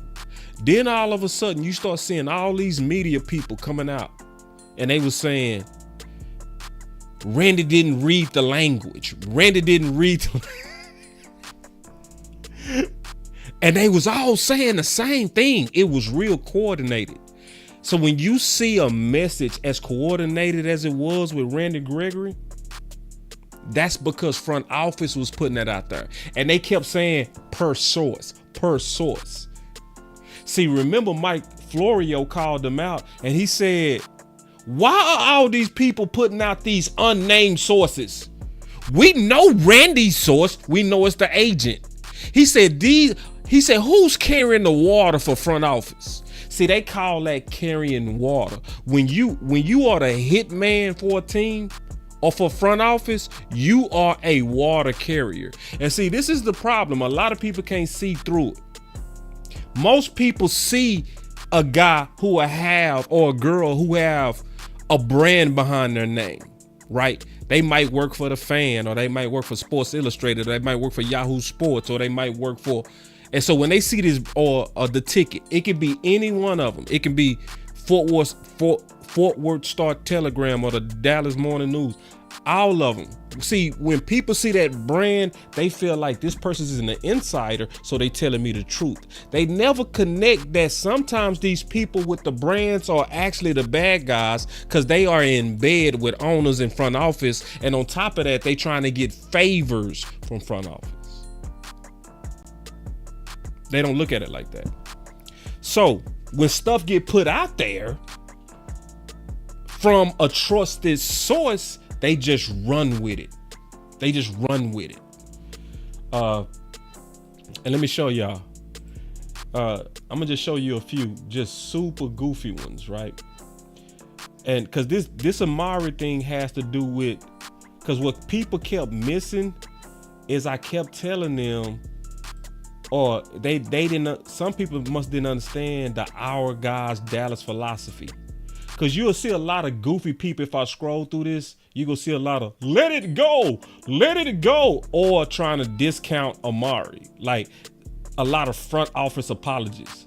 Let me show you like this one. He said, I don't like it any more than you do, but let's not pretend he's doing this every week.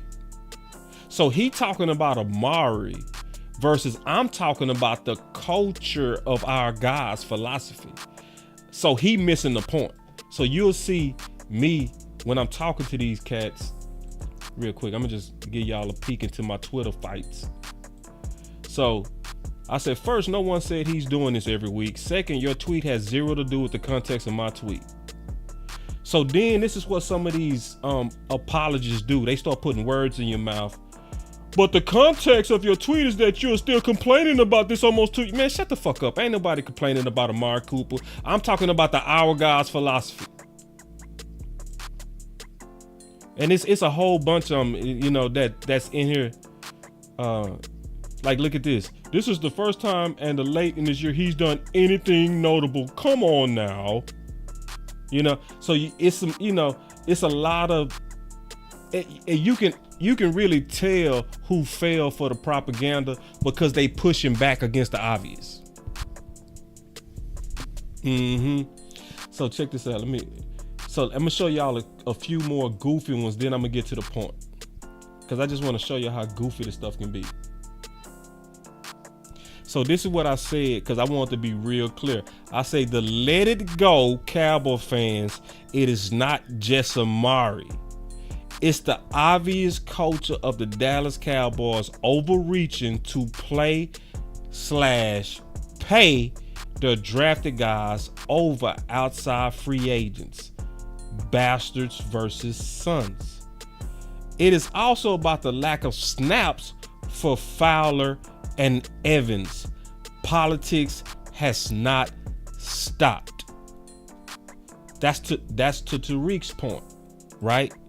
That's to Tariq's point. So that's why if you look at my thumbnail, you'll see I have behind Amari Cooper, Fowler, and Evans because they seem to be going through the exact same politics that we saw with Amari Cooper. Where if you look this year and last year, Fowler had the best ratio with pressures, sacks, hurries, every stat, but yet he's fighting to get the proper reps he should have already been receiving just through his play. So just like Amari, somebody that's a former first round and he was a lottery pick, a top 5 pick, is being treated like a role player scrub in Dallas when this dude, if you give him the reps, he go turned up and it's obvious. He the type of guy you need to give more to. Then everybody keeps scratching their head saying, where's Evans? Where's Evans? Why do the Cowboys keep allowing Clark to get pancake, dog, miss holes? We should be seeing at least, this is another first round pick. that we treating like a scrub. And when remember when Clark got hurt last week, they put him in there. He immediately had 3 tackles, 2 of them was for a loss.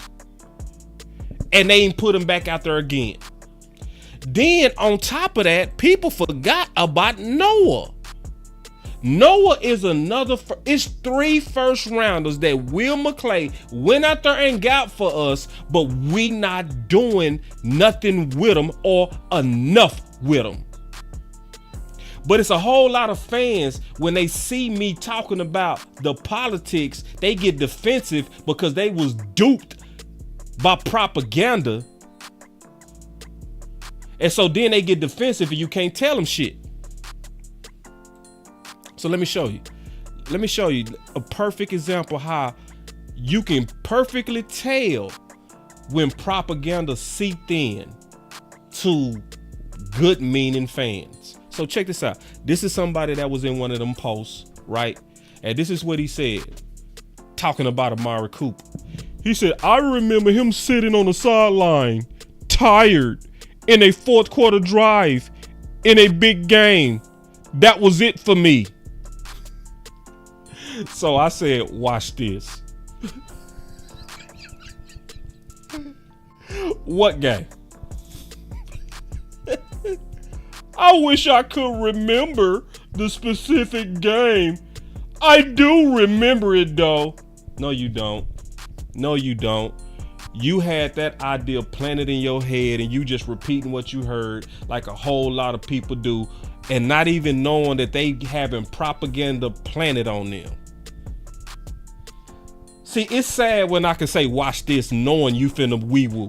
When I can say, watch this dude finna be full of shit. Guy, he do the wee-woo, wee-woo. Let me hit that button again. Oh, you see this guy? See this guy? Number 1 bullshit guy. He do the wee-woo, wee-woo. Yeah. Yeah. And see, here go another one. Look, here, watch this. He talking about Amari Cooper. He say, dude quit on plays. This doesn't undo that. Obviously, he was talking about Amari Cooper post. He say Coach Marv called the Ravens beating the dogs not out of set. Say, man, Coach Marv be on it, man. Y'all better give Coach Marv his. Coach Marv said it with ultimate conviction too. He said, the Ravens is finna dog walk San Fred. He said it too. Gave a good case. He said the Ravens 9-1. He said something like that. Man, 30-12.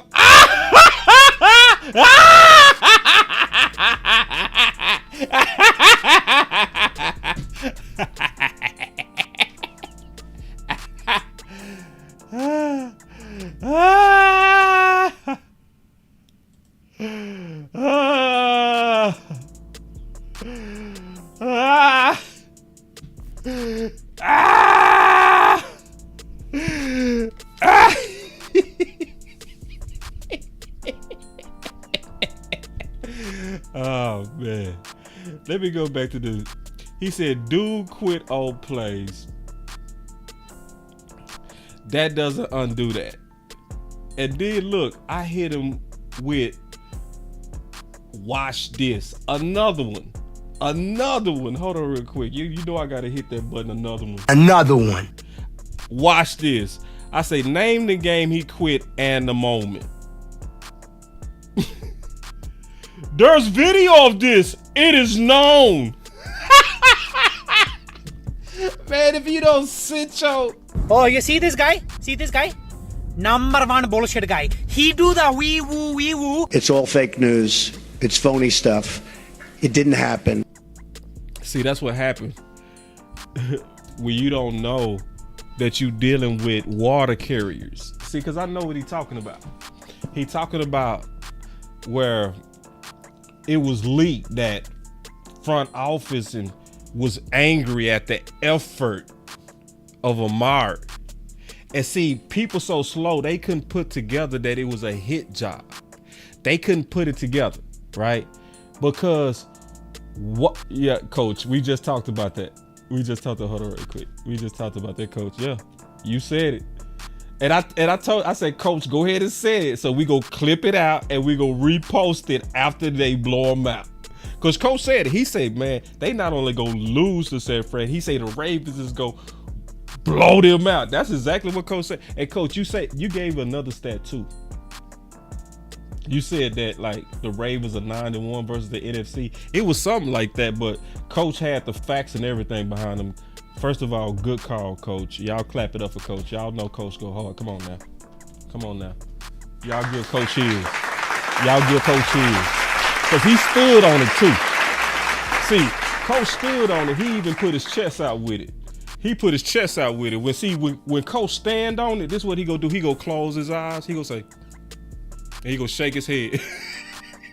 he go close his eyes and shake his head. He said, boss, amp. He said the Ravens is finna dog San Fran. He closed his eyes with it. Sure did. Yeah. Good call, Coach. Cause see, it's a whole lot of Cowboy fans, Coach, who pretend like San Fran is just unbeatable and they just up and up all they whole butt cheeks to San Fran and just let them have it. You know what I mean? Like, I'm so sick of these old mamby-pamby ass that's, y'all, we gonna lose to San Fran. We gonna lose. Man, don't put we. You not me. I don't belong in your group. Go to the loser group. I ain't with the loser group. We go losing. You not we. I'm not with you, homeboy. I just don't lay down like that. I let you lay down. I'm not finna lay down. You are not we. You are them. You are not in my camp. Get away. Get. But yeah, I brought up this stuff to show you how people fall for propaganda. And they fall for it. Yeah, they fall for it. Yeah. And then the whole time, I'm over here talking about the culture of the Cowboys.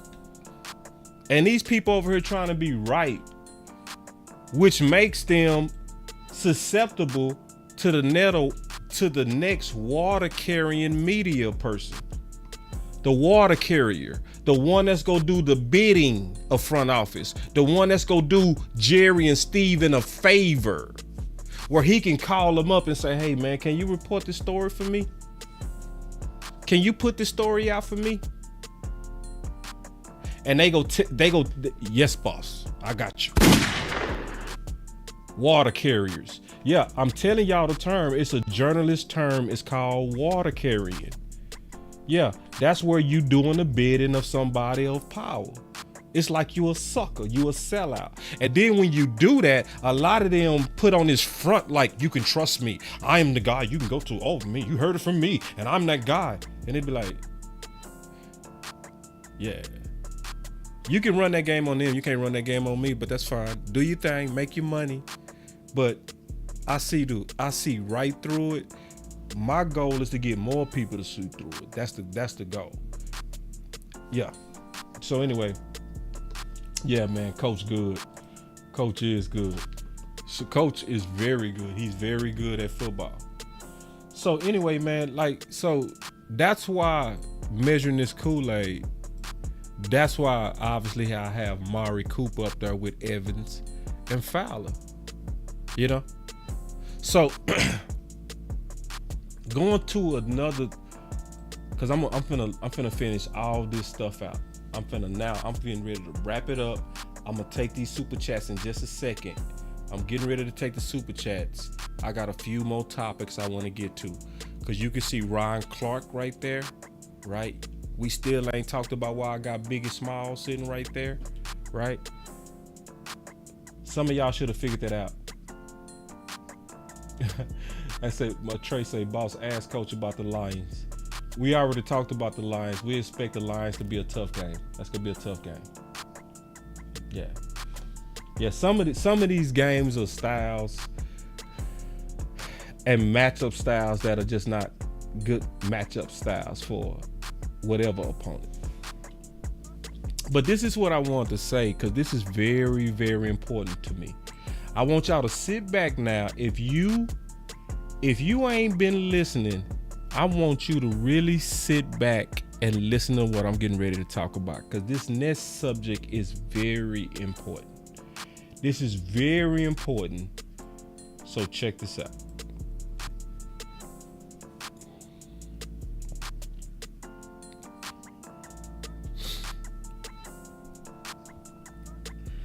I said, I would say it. The only reason Okoye and many others in new media, not scouts or sports NFL professional analysts, is because television producers and NFL teams are just now starting to see the work. Look out though. The passion and talent too obvious to continue to ignore. So the reason why I shared that is because when I read this from Okoye, he said, this is for little buddy. Hold on. See, Okoye, little buddy. See, y'all got Okoye messed up. Yeah, cause see, Okoye would sit there, he would sit back and big boy you. He will big boy you. When Okoye really went through the film, man, you can't talk him out for nothing. He go stand on it. He say, this is for little buddy that said, why I ain't in scout. LOL, this didn't start with Mozzie. I've been calling out who we should draft before the draft for a minute. And he was showing his work. Okay? So this is why what I'm talking about is important. Because if you kept up and was on Twitter last week, you saw some very messy stuff where Law, and I'm talking about in particular, Law, Okoye, and Jay Tuck was getting talked to by old media people as if their idea about Micah playing part-time linebacker was foolish. And see, I have no problem with anybody disagreeing. The problem that I had with it was how they was doing it. It was the how they was doing it. See, they was doing it in a way to try to make Law, Jay Tuck, and Okoye seem as if they was almost like underneath them and needed to be schooled.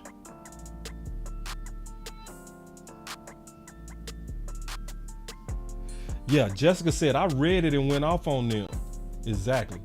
Because it was rude. It was very rude how they would see, because this is the thing, and I'm going to say this.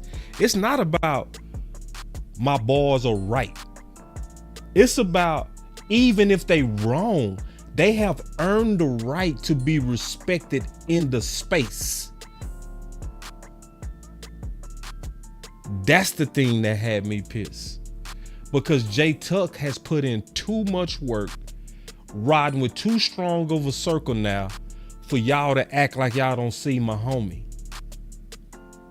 See, you faking, and what you trying to do, and what some of them trying to do is they trying to minimize the growth of new media. It even happened to Lord Brunson. See, it's some things that's bigger than rivalry, y'all. It's some things that's bigger than rivalry. I know a whole lot of people hate Lord Brunson, but see how they did Lord Brunson was wrong. So the whole national media picked up on him going back and forth with AJ Brown, but nobody wanted to say his name. You didn't want to say his name? Yeah. And see, Jessica, this is what I think it is too. Fear. They fear, because I'ma say it. This ain't even cocky to say. We better than most of them. This is no knock to them, but we are better than most of them. The only difference between us and a lot of them is the fact that they got an opportunity or a producer that gave them a job. But I think it's stronger and builds your reps better when you build your own and develop your own following, because that means you must got something to say, because people begin to follow you out of nowhere. So So when you hire Boss Cowboy Sports and subscribe to this channel, I gotta earn that one person at a time. Some of these dudes who working and got names was working behind soundboards, and somebody gave you a chance to get on the radio. So now you get to stick your chest out there like you smarter and better than people that actually played the game.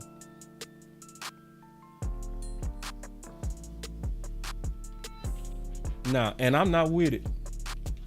I'm not with it. And I said this, but hold on. So, and this is the thing. This is the saddest part. And this is where Okoye is right. All right. And this got something to do with all of us too. This got something to do with all of us. Look at this. Look at this. So Al Hamilton said what they're doing with Parsons is what Okoye was talking about. Some dude named Al Hamilton, right? And then he say they know that, but you won't hear them say it. And he right. He right. He right. Cause see, ain't it funny? Last week it was a whole lot of old media people that was sticking their chests out and looking down their nose at Law, J Tuck, and Okoye. But then when the Cowboys did exactly what all three was saying versus Miami, and it worked, oh, all of a sudden y'all hush mouth. See, we can't hear. See, y'all don't have that same spirit that y'all had last week. I noticed y'all don't have this tone of uppityness. Now you want to get quiet. You want to get silent after you had your chest out on Tuck, Law, and Okoye.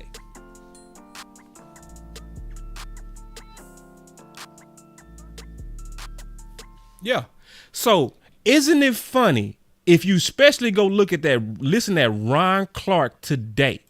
Listen at Ron Clark. Listen. Worrying about is the run defense, and so should Dan Quinn. I call this the Dallas Cowboys defensive dilemma. Here we're going to watch Micah Parsons play the run from the line of scrimmage. They are a totally different team when he's on the line of scrimmage. Now, here you see Micah Parsons at the defensive end. We're going to get Ingold in motion. He's going to come back and seal him off after Cedric Wilson goes to the other side. Micah Parsons either needs to spill this and wrong arm it or use his hands to get off of the block and not allow Mostert to run down the seam of the defense. Now you're going to see him get reached on this play. They're going to out leverage him. You're going to bump him with Smythe. Look at the way that he's been reached here right away. This allows the Miami Dolphins to get to the second level. Hold on. Difference when he's off the ball. Damone Clark is now moved to the outside, which is smart because they don't change personnel to do it. Look how quick he diagnoses this play. He's already going downhill before Tua Tagovailoa even allows or lets him know where the ball is going. He splits the double team. It's a tackle for loss. Now watch this. This is beautiful. You're going to get the same lineup. Damone Clark on the outside. It's a toss. Micah Parsons beats the center's block before the ball leaves to. He explaining what Micah was doing at off-ball linebacker and how beautiful it was. Now, keep in mind, this was what Law was saying. This is what Tuck was saying. This was what Okoye was saying all last week. Tagovailoa's hands. He's already past the guy that's supposed to block him on the second level. Watch him flatten out and then get on the end of the play as Donovan Wilson makes the stop. They're a different team. So Dan Quinn is going to have to make a decision on first and second down. Is it worth Micah Parsons missing a couple or 10 rushes in order for us to be a better run defense? Because if you watch the last when Ron Clark said, everybody say, "Oh, that's smart. It's genius. Oh, it's so smart." See, Law was saying it. Okoye was saying, J Tuck was saying it. It was trolling. And it was trolling from old media people. As Donovan Wilson makes the stop. Listen. They're a different team. So Dan Quinn is going to have to make a decision on first and second down. Is it worth Micah Parsons missing a couple or 10 rushes in order for us to be a better run defense? Because if you watch the last 2 weeks, they get ran through like poo-poo through a I'm sorry. Like who been talking about this over the last 2 weeks? Huh? See, this ain't new. He ain't saying nothing that y'all ain't heard. Everybody that subscribed to all of our channels, y'all been hearing us talk about this. Goose. Yes. Yeah, I was trying to make sure I ain't saying nothing I wasn't supposed to. Fine. You did it fine. Right, and so when you look at that, like, they have to make a change. Yeah. It's worth a reminder. Oh, they have to make a change. So, it's smart when he said. Oh, it's genius when he said. But when my homies was saying it, it was disdain on it. And see, this is what I don't like. This is what I don't like. It's because even if I don't agree with Law, even if I don't agree with Okoye, even if I don't agree with the OC, even if I don't agree with them, I respect them that they put in the work. Me and Tuck, we do not agree about the tight end value. We don't. We probably never will. But it's one thing you gonna always see me do. You gonna see me address him with respect. I'm not gonna be condescending. I'm not gonna be talking like he's stupid. I'm not. If anything, the only person that I might do anything with that's the OC. That's because we have a real good close relationship, and I know I can hit buttons on him, and he not gonna take it personal. He know we basically just having fun, me and him. But everybody else, no, it's going to be full-fledged respect even when I disagree with you. Because every one of us has earned that in this space. It's no way I should be able to have as guests Bron Broaddus, Clarence Hill, Jess, Aisha. Right? We have all these star guests. That and then y'all saw Bron Broaddus come on the show and said, wait, he said it in front of everybody. He said, hold on, wait. OC, how did you know what the Dallas Cowboys scouts didn't know? So this is what's going to happen if they do that again. I'm going to tell you right now. Because, see, we have receipts and y'all know we good at pulling receipts. See, y'all not going to take no shots at us.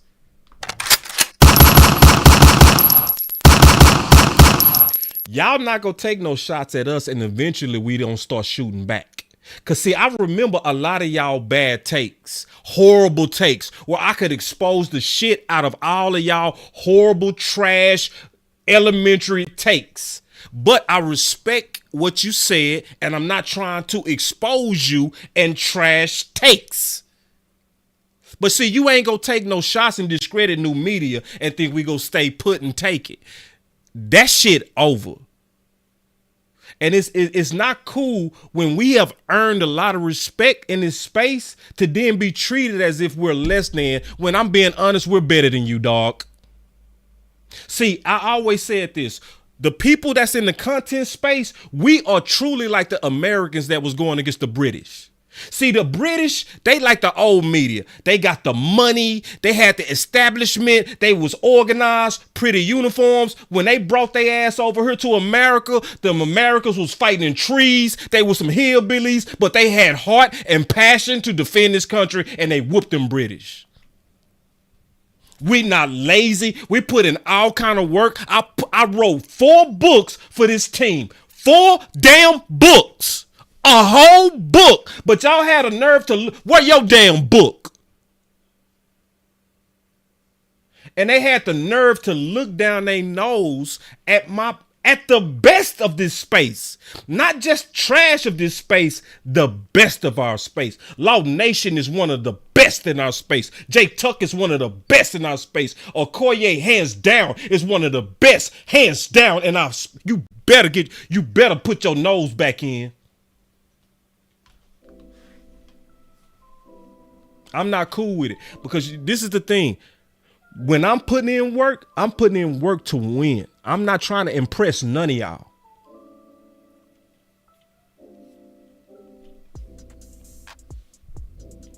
None of y'all. That's why I go against y'all sometimes. I go against y'all sometimes. If I'm trying to earn your sub, I wouldn't be going against the crowd. I would go with the crowd. I would tell y'all what y'all want to hear so I can earn your sub. But I don't do that because impressing you is not first. Winning is first. So if winning is first, sometimes you got to go against the crowd when you believe the crowd is misled or wrong. That's why I trust Okoye, because I saw him over and over go against the crowd. When everybody hated Anthony Brown, Okoye was by himself saying, hold up. So I don't care if he wrong. It's the integrity of how he does his content. He earned his respect and he go get it. And I'm just telling y'all, I'm just telling everybody straight up. If I see it again, I'm going directly at them dudes because they went directly at my homies. I'm going directly back at them dudes. This is a warning and I will follow through. I will follow through on this. This is why I have to follow through on this, because y'all was the ones putting out the bad idea. Y'all was the ones calling it stupid for Micah Parsons to play some middle linebacker. Then we saw it work. That means your bad idea was bad for the team, which actually makes you an enemy to a championship chance. So I gotta attack the enemy. And y'all know I will. So. All right, let me see if I got some more. But I really wanted to put that out there, man, because I honestly woke up with that on my mind. When I tell y'all sleep on this stuff, I woke up with it on my mind. I woke up like, hold on. Like, I promise y'all, I woke up and I was like, Y'all remember Biggie Smalls? That boy said, who the F is this? Paging me at... I wiped the coals from my eyes. Who is this paging me and why? It was my boy Tuck from the barber shop. Yeah, I woke up. I wiped the coals from my eyes. True story. And I said, hold on. And I just thought about it. I said, wait. They was using Micah Parsons as middle linebacker and he was balling. It better be some tweets saying I was sorry, that I got that wrong. It better be. With the energy that they was bringing at my boys, it should be the equal energy that I was wrong.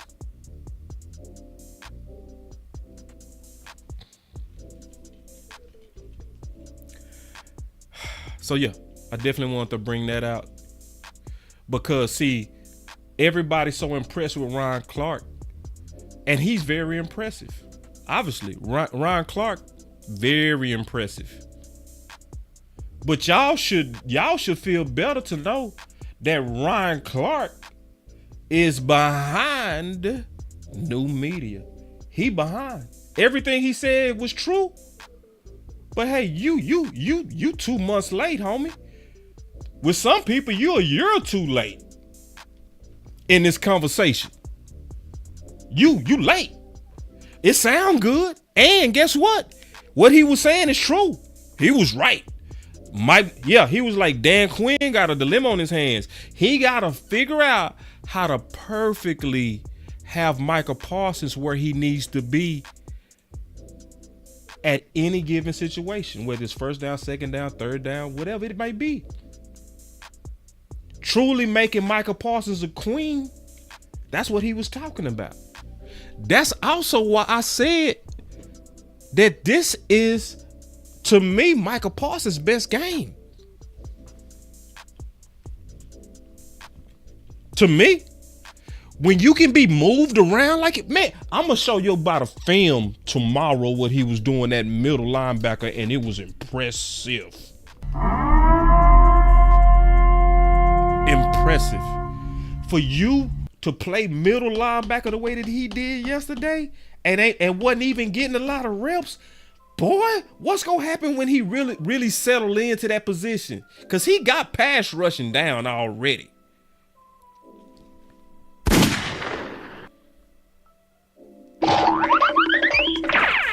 Better get up out of here. So anyway, let me get to something because I still got Biggie Smalls right here. And this gonna be my last subject before I take my super chats. Biggie Smalls. Y'all should have put that together, especially when I got Biggie Smalls.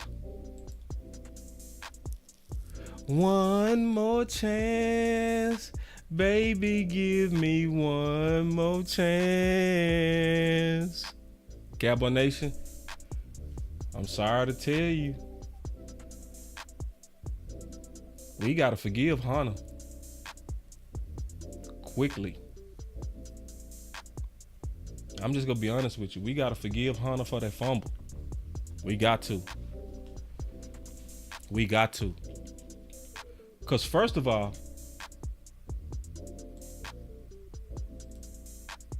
let me put this in here. Super chat. I got your super chat, man. What you said about Micah. I'm finna talk about that. My boy Trey say, oh hell no we don't. No, hell yeah we do. Hell yeah we do. See, cause I really did sleep on that Miami game. And I'm gonna tell y'all something. See, Trey, I gotta tell you this specifically. You can't be against Zeke and then be like, after the Miami game, but let's not do nothing with Hunter. That's not even, to me, adding up, my bro. It's not. It don't add up. Because if we watch that game and we really watch that game, this is one thing all of us should have came away with. We struggled with the power plays. We struggled with the power plays. Because it wasn't just a fumble. Remember, Tony Pollard could have scored 2 if he would have just ran through one guy for 1 yard. One-handed bandit get it. He get it. And I agree with this. Hunter is our Zeke. See, because we are lacking power in the backfield. Just keeping it real. The person that was showing power consistently before that fumble was Hunter. I guarantee if Hunter wouldn't have fumbled, nobody would have said nothing to him. Because guess what? He was converting every one of the 3rd and shorts.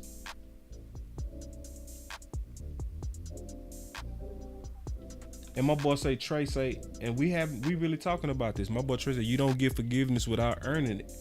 Well, that's what I'm talking about. It was a track record that he was building before the fumble. So you ain't gonna count none of that?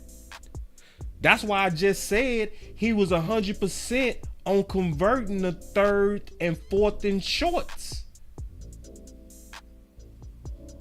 He would have scored if he would have just did one thing right. Had his hands in the proper position to take a handoff.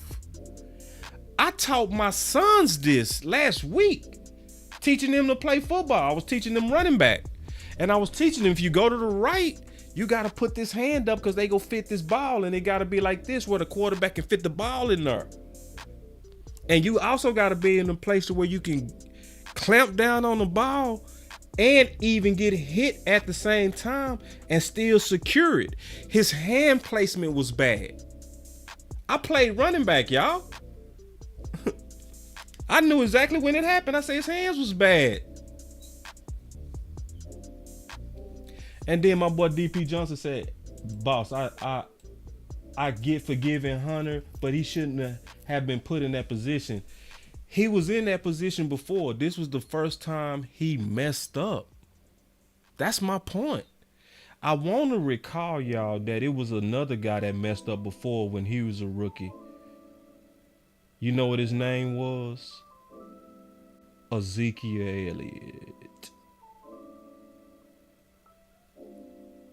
See, Am I the only one that remember when Zeke fumbled against the Washington Commanders when he was a rookie and got benched for Alfred Morris? Did we give up on Zeke? Cause see, yeah, he was benched. Benched. Get your ass on the bench. That's what they did to Zeke as a rookie. But they also knew we got to give him one more chance, man. Because he fumbled. Let's get in his ass. Let's have him where he sleeps with the football. You got to walk around the facility with the football all day. We gonna have you doing some ball security drills. But you still right now looking like you are our best option for power back. So when we are in a power situation, I'm just being honest, y'all. And I've always said this. I used to always say, for all of you Hunter Lukey fans who believe he finna be all world, I'm not gonna believe it until I see it, because I wasn't gonna believe that small school tape. I'm just being honest. I was never gonna believe small school tape. Because everybody like to say, he was running all over them. Yeah, that was some, man. He was going against D2. Them same dudes he was beating up, they selling insurance right now. So I was like, I need to see it. Over time, I begin to see it. I'm just being real. I begin to see it. I start seeing it first in preseason. Because when the first time he touched the ball, he was over anxious. You could tell. He was stumbling. He was losing his balance for no reason. But as he began to get in rhythm, I start seeing something. I'm like, Hunter Lukey got something. Like, I start seeing it. Caught the ball real smooth out the backfield. See, let's not forget all of that. Let's not forget how he was in a rhythm before the fumble. What it tells me, and DP is right on this. This is where DP is right. That moment probably was too big for him. That probably was too big for him. They probably did put a little bit too much on him, because the way it came across, and I'm just being all the way honest. If you got kids, tell your kids to get out the room for a second. I'm finna say something. I'm finna say something that's grown. Okay? Tell your kids to get out. I'm finna say something. I'm giving y'all a chance to get your kids out the room. Get your kids out the room, because I'm finna talk about some grown people stuff. Okay? Especially to my male listeners. Okay? Most of us have been in a situation before where we was with somebody that we felt like was out of our league at some point, right? You could have been in the 8th grade. You could have been a sophomore. You could have been that person that finally became a working professional, and now you kind of starting to show your swag and your grown man swag. And so this is your first, or you was an athlete, right? And as an athlete, you started to get a lot of attention because you was an athlete. And with that, you started to be able to date and be with women that you felt like you couldn't have been with before. Some of y'all go lie, but I'm gonna tell the truth. The first time I used to have women that I felt like was out of my league, I was too excited.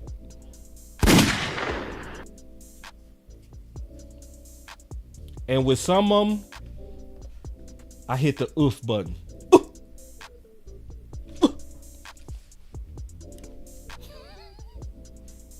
Run it up. Too excited. Too anxious. It's your first time with a 10.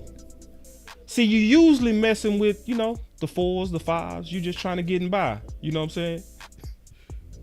This one a 10. Yeah.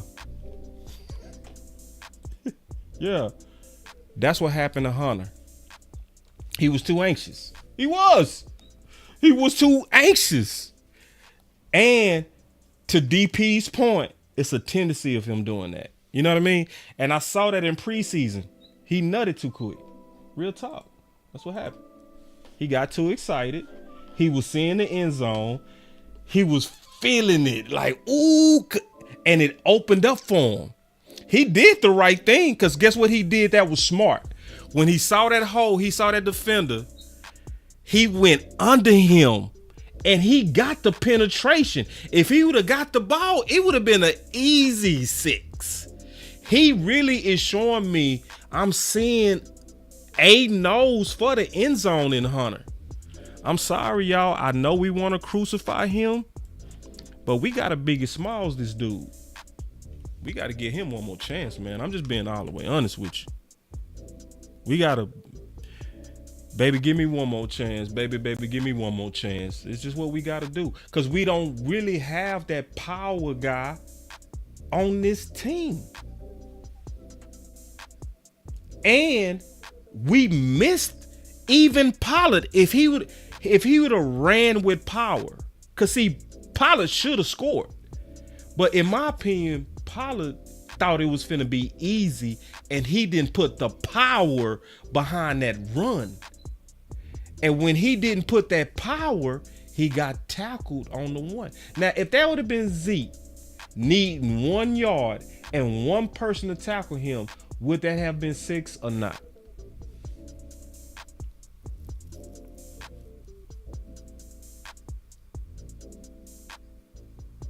Oof.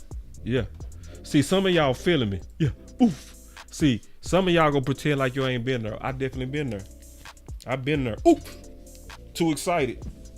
You know, she said yes. Come by my house today? You? Now, obviously, I ain't say that, you know what I'm saying? But in my mind, I'm like, for real?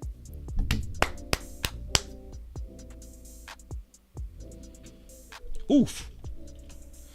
So, if we gave Zeke another chance when he fumbled as a rookie, I think Hunter deserved the same thing. So, let me get to these super chats real quick. And then we gonna get up out of here, man.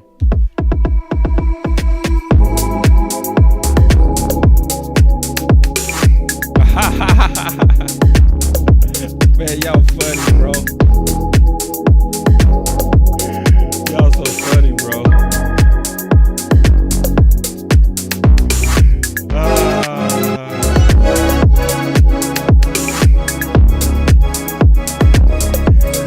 Boss, did she take you back? Yeah, actually she did.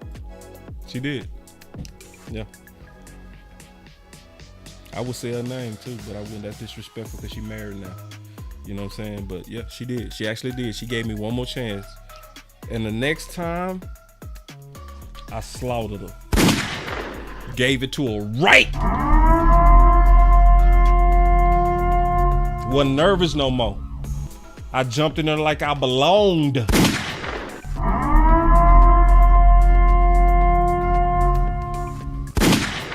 I ain't act like it was new no more. I was nice. I'm a varsity. I'm on varsity. I'm that dude. It been a whole lot of y'all now. So when she gave me another chance, bruh, finish him. Except it was her. You feel me? See, ladies, I'm gonna tell y'all something. Some of these dudes, you just gotta give them one more chance. You just gotta give them one more chance. Sometimes you gotta say, cause see, a lot of women, if you don't get them right the first time, they done with you. They done. They go label you as the bad meat. Ty, I am not lying. Ty, I'm telling the truth. Ty, some of these dudes just need a second chance. I'm telling the truth, Ty. Coach Fowler say pound town. I'm telling the truth, coach.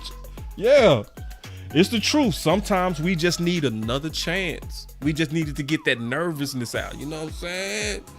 Then man, we go pound town. You gonna be like, ooh, damn. Round 2 was different. I know. Hold on, Ty say you get one chance. Ty, I'm telling you, you're making a mistake. Trust me, you making them. But hey, you know, I ain't telling nobody. Jessica say, oh my God, about Jessica, I'm just being honest. I know. I'm just being honest. I'm telling y'all what I've been through. I'm being very transparent. See, some people be fake and act like they always pound town everything. I've oofed sometime. I've oofed. Yeah, I have. So, you know, she was smart though. She was smart. She gave me another chance. She still like me to this day. That's what it is. Biggie, give me one more chance. Biggie, give me one more chance. Yeah, give me one more chance. Give me one more chance. All right, let's take these super chats. All right, here we go. So the first super chat is say, Michael was an inside linebacker versus the 49ers in playoff and balled out. Exactly. That's why it was always weird that people was coming at Law and Okoye and them like they was, and Jay Tuck like they was crazy. It was like, why are y'all talking like Micah never put this on film? That's what let you know it was something nefarious behind it. It wasn't a true good faith debate. It was motives involved. Motives. More so trying to either look right or make us look like we not what we seem to be. It was something off. The spirit was off on it. And then Sidney Jones said, my only issue was Hunter not getting touches early in the season when they had 20-point leads. And that's a damn good point. That's a damn good point. Clap it up for that one. See, that's That's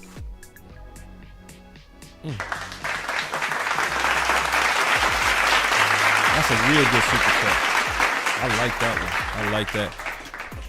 Oh, yeah, you sent this to me. You talked about JJ Watt tweets. We talked about that. And then John said, and I said I was going to get to this. He said, if Dallas can make it solid count offense work as well as their here we go offense, then Dallas will win games on the road. Work the solid count. So I saw Okoye talking about that because everybody trying to figure out why do we play so well at home than we do on the road. And a lot of people starting to kind of put together a theory that it's the communication, that they have better communication at home because, you know, it's a dome environment. Plus we have corporate fans and it's not as loud and all that kind of stuff. So it's telling you that in an environment to where everybody can clearly hear each other, it's an advantage. And that's what some people starting to come up with some good theories on what can really turn us around. So All in the Soil said, big shout out to Tobert. He keep coming through in situations. Have y'all noticed that? Yeah, I said this was a breakout game for him. And I really enjoyed seeing it. It was a breakout game for Tobert. And it's something that he also needed for his confidence. So I'm obviously very happy for him, and we need it because like I told y'all, I'm not on the regular season roller coaster no more. I'm in playoff preparation now. That's where I am. Everything that I'm doing is about playoff preparation. I'm not gonna be high if we win Detroit. I'm not gonna be low. I'm gonna be cool. I'm gonna be just chilling. So my boy Chris 214 said, hey boss, I think it's time for us to start getting loud again about Cooks. Teams gonna bracket seed in the playoffs. That's a good idea. That's a very good idea. But we got so many other things we got to be loud about. We got to prioritize the right things first. You know what I mean? We got to prioritize like other stuff, in my opinion, like the politics. You know what I mean? Because we got a short period before we get into that playoffs. And in my opinion, we need to cross the T's and dot the I's on anything that can get in the way. And then the question is, where does targeting him rank in relation to order of importance? And so kind of going in depth to your super chat, that also brings me to this. I also, if y'all ain't noticed, I had CeeDee Lamb on my thumbnail, right? Or on my Kool-Aid. And I got him big. Whenever you're trying to interpret my thumbnails and stuff, remember the size means something a lot. So I got him big. The reason why I got him so big on my Kool-Aid thumbnail, because now that we done played 15 games, I think it should be pretty obvious that the offense runs and open up through Mr. CeeDee Lamb. It's pretty obvious. And I also want to say this. I'm super proud of the man that CeeDee Lamb is becoming. Like, this CeeDee Lamb is a real G. He goes at the defense. He is not friendly. He ain't hipping nobody up. He stays in attack mode. He stays angry. He's looking to make plays. He not gonna let them under target him like they did Amari Cooper. And even when he messes up, he owns it. CeeDee Lamb has become all the way through an 88. So, yes, they are gonna bracket him. But this is my thing that I'm going to say, and this is what I'm standing on as of today. I believe CeeDee Lamb and Dak Prescott this year should have the same mentality as Cooper Kupp and Matthew Stafford.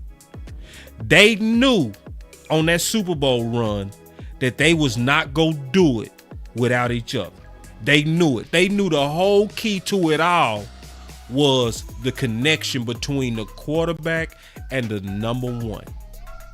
Nobody, because everybody keeps saying, boss, what happened to the offense? What happened to the offense? A couple of things happened.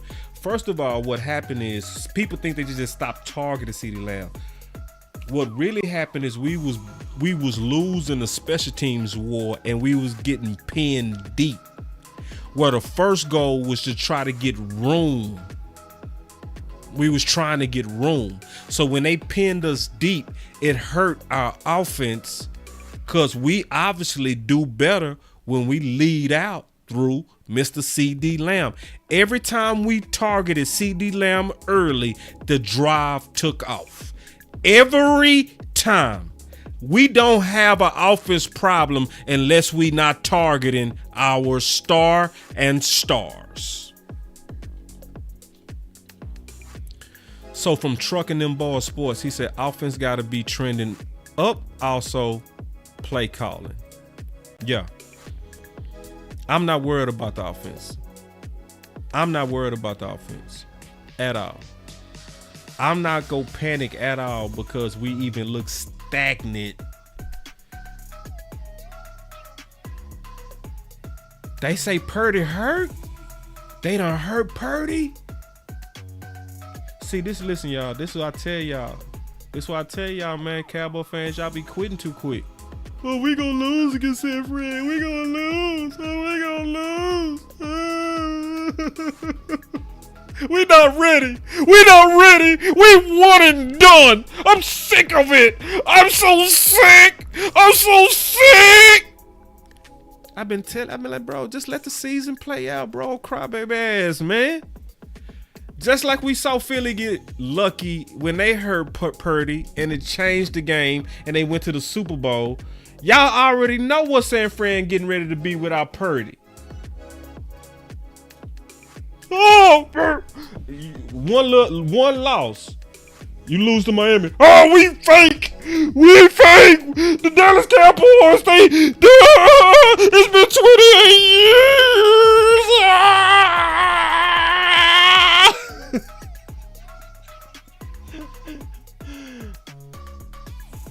Oh man, so anyway, exactly, true, exactly. What True say? We still got a shot. Oh man, oh you boy, some of y'all, I ain't tripping. I ain't gonna tell you how to fan, but damn, it be. Oh man, I hate every time we lose because every time we lose, I see so many YouTubers pop up out the blue on my feed.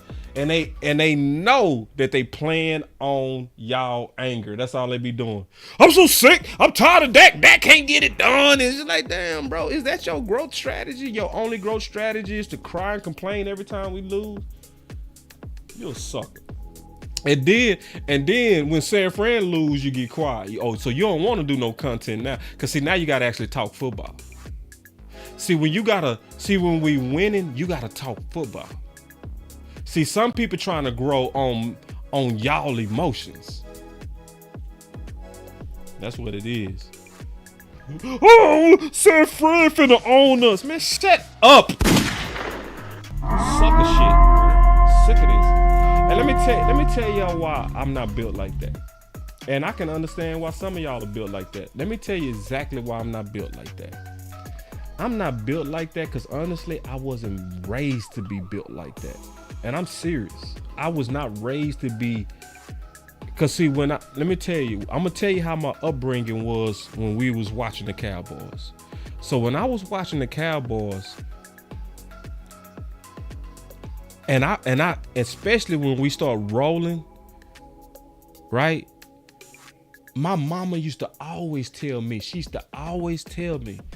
who, if you could have saw Staubach them, she was like, they always came back.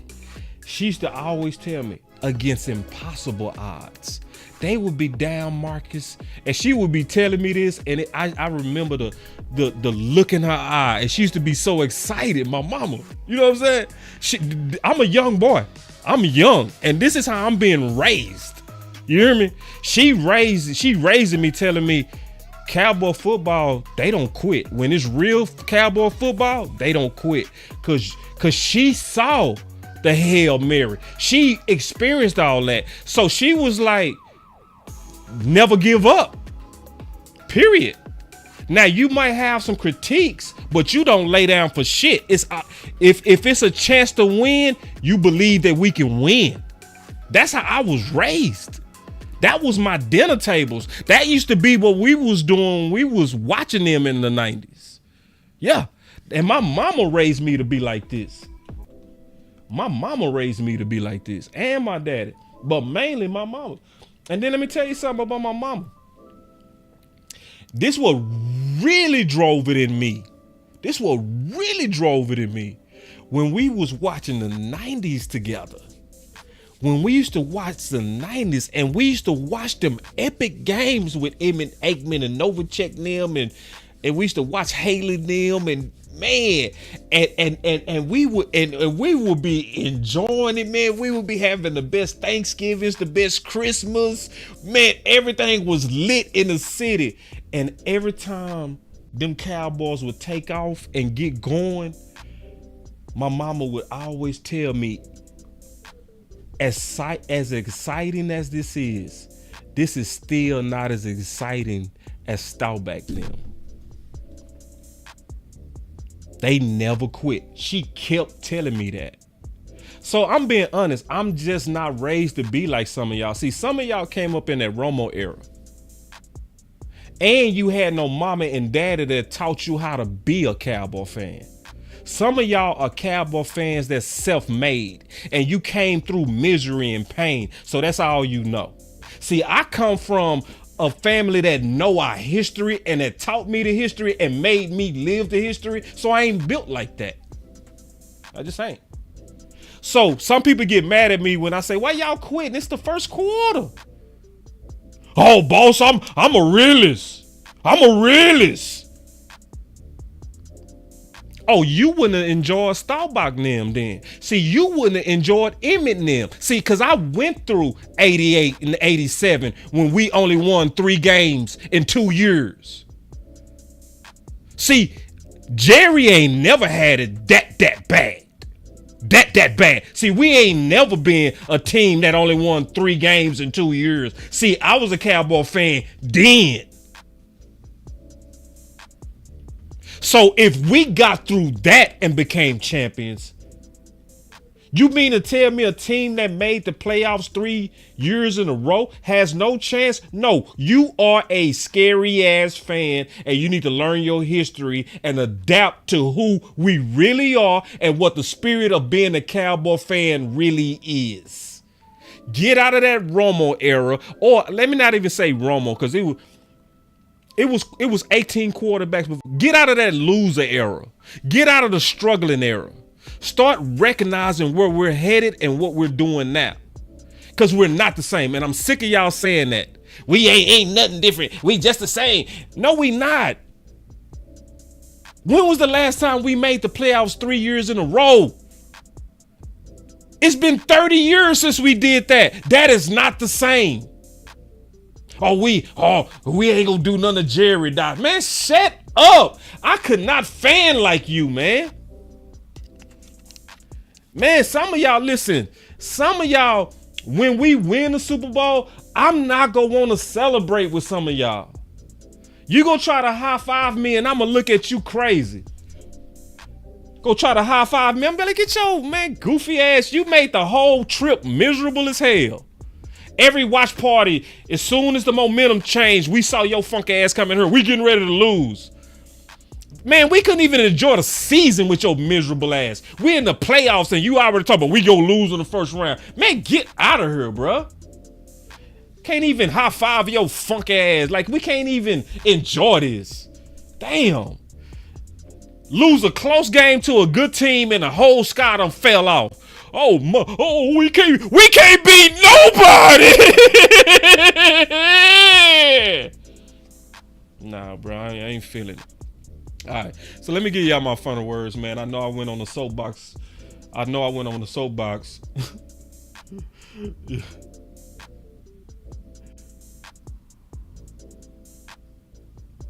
Ooh, I like this comment. This is a good comment. Look at this. He say, must be hard to fan like that, waiting like Stephen A. Man, I don't get it, bro. You ain't lying. How do you sound no different than Stephen A? Look at this. See, and Dak Delusional, he won them. Look at him. Those teams had quarterbacks that knew how to win, that all Cowboy fans believed in. Man, no, they fucking didn't, bro. I was here in Dallas. I'm from Dallas. Why don't you go sit down? That's not true. People hated Aikman. Man, I swear y'all be just saying crazy shit. Like, they hated Aikman, bro. Everybody used to call him a statue in the city. When we was so you really think people believed in Aikman when we only won 3 games with him? See, y'all be just making stuff up to hate on Dak, man. Y'all be goofy as hell. So let me just say this real quick. I ain't finna address you weird shit, bro. But listen, my final thoughts on sleeping on it, right? This is my final thoughts on sleeping on the game, right? That game, more than anything, showed me this. The Dallas Cowboys got to really lock into discipline. That game was a perfect practice playoff game. Because playoff games, 9 times out of 10, are going to come down to a few plays. A few plays. It's going to come down to the attention to detail. That's what I saw. That's the main thing that I'm taking away from this game. It was see, Chuma, he picked up the wrong person, which allowed Chubb to come free. Dak had to scramble. So he had 2 people open, would have likely scored. That detail is why we didn't get that particular 6 points. Pollard, all he had to do is run through the goal line with power. Power that we saw him use before. And he didn't, which was a small attention to detail of what to do on the goal line. That would have been 6 points. We lost the game by 2. We obviously know and go add in the Hunter Luepke, right? And so when I look at how close we were against a team that was averaging 38 points, we held them to 22 points. That's telling me that the defense made the right steps, but at the same time, the whole team need to clean up a lot in terms of detail. What I saw is not going to be the talent that's going to get us. It's going to be 2 things that can get us. I'm going to say 3. It's 3 things that I think could get us out the playoffs. Discipline, effort, and the rest. Boss Cowboy Sports, where your voice matters. Look, moving too bossy, we don't tread softly, but not flossy, the streets done taught me, moving too bossy, we don't tread softly, but not flossy, the streets done taught me, I'm just tryna get my nigga paid. We came from Section 8, and I knew I was at since the 2nd grade. Man, I swear my time is coming, cause I'm never late. Came from broken homes and broken dreams to getting paid. Love, dollar bill, listen close, this is not a drill. Niggas hungry trying to get a meal. I've been in light, who gon' pay a bill? I've been in action, been in traction, surplus with niggas lacking, shining light but still be blacking, red lights will stop the action, green to go, even when it's slow. Higher heights to balance out the lows. Can't ride the wave cause you ain't got a boat.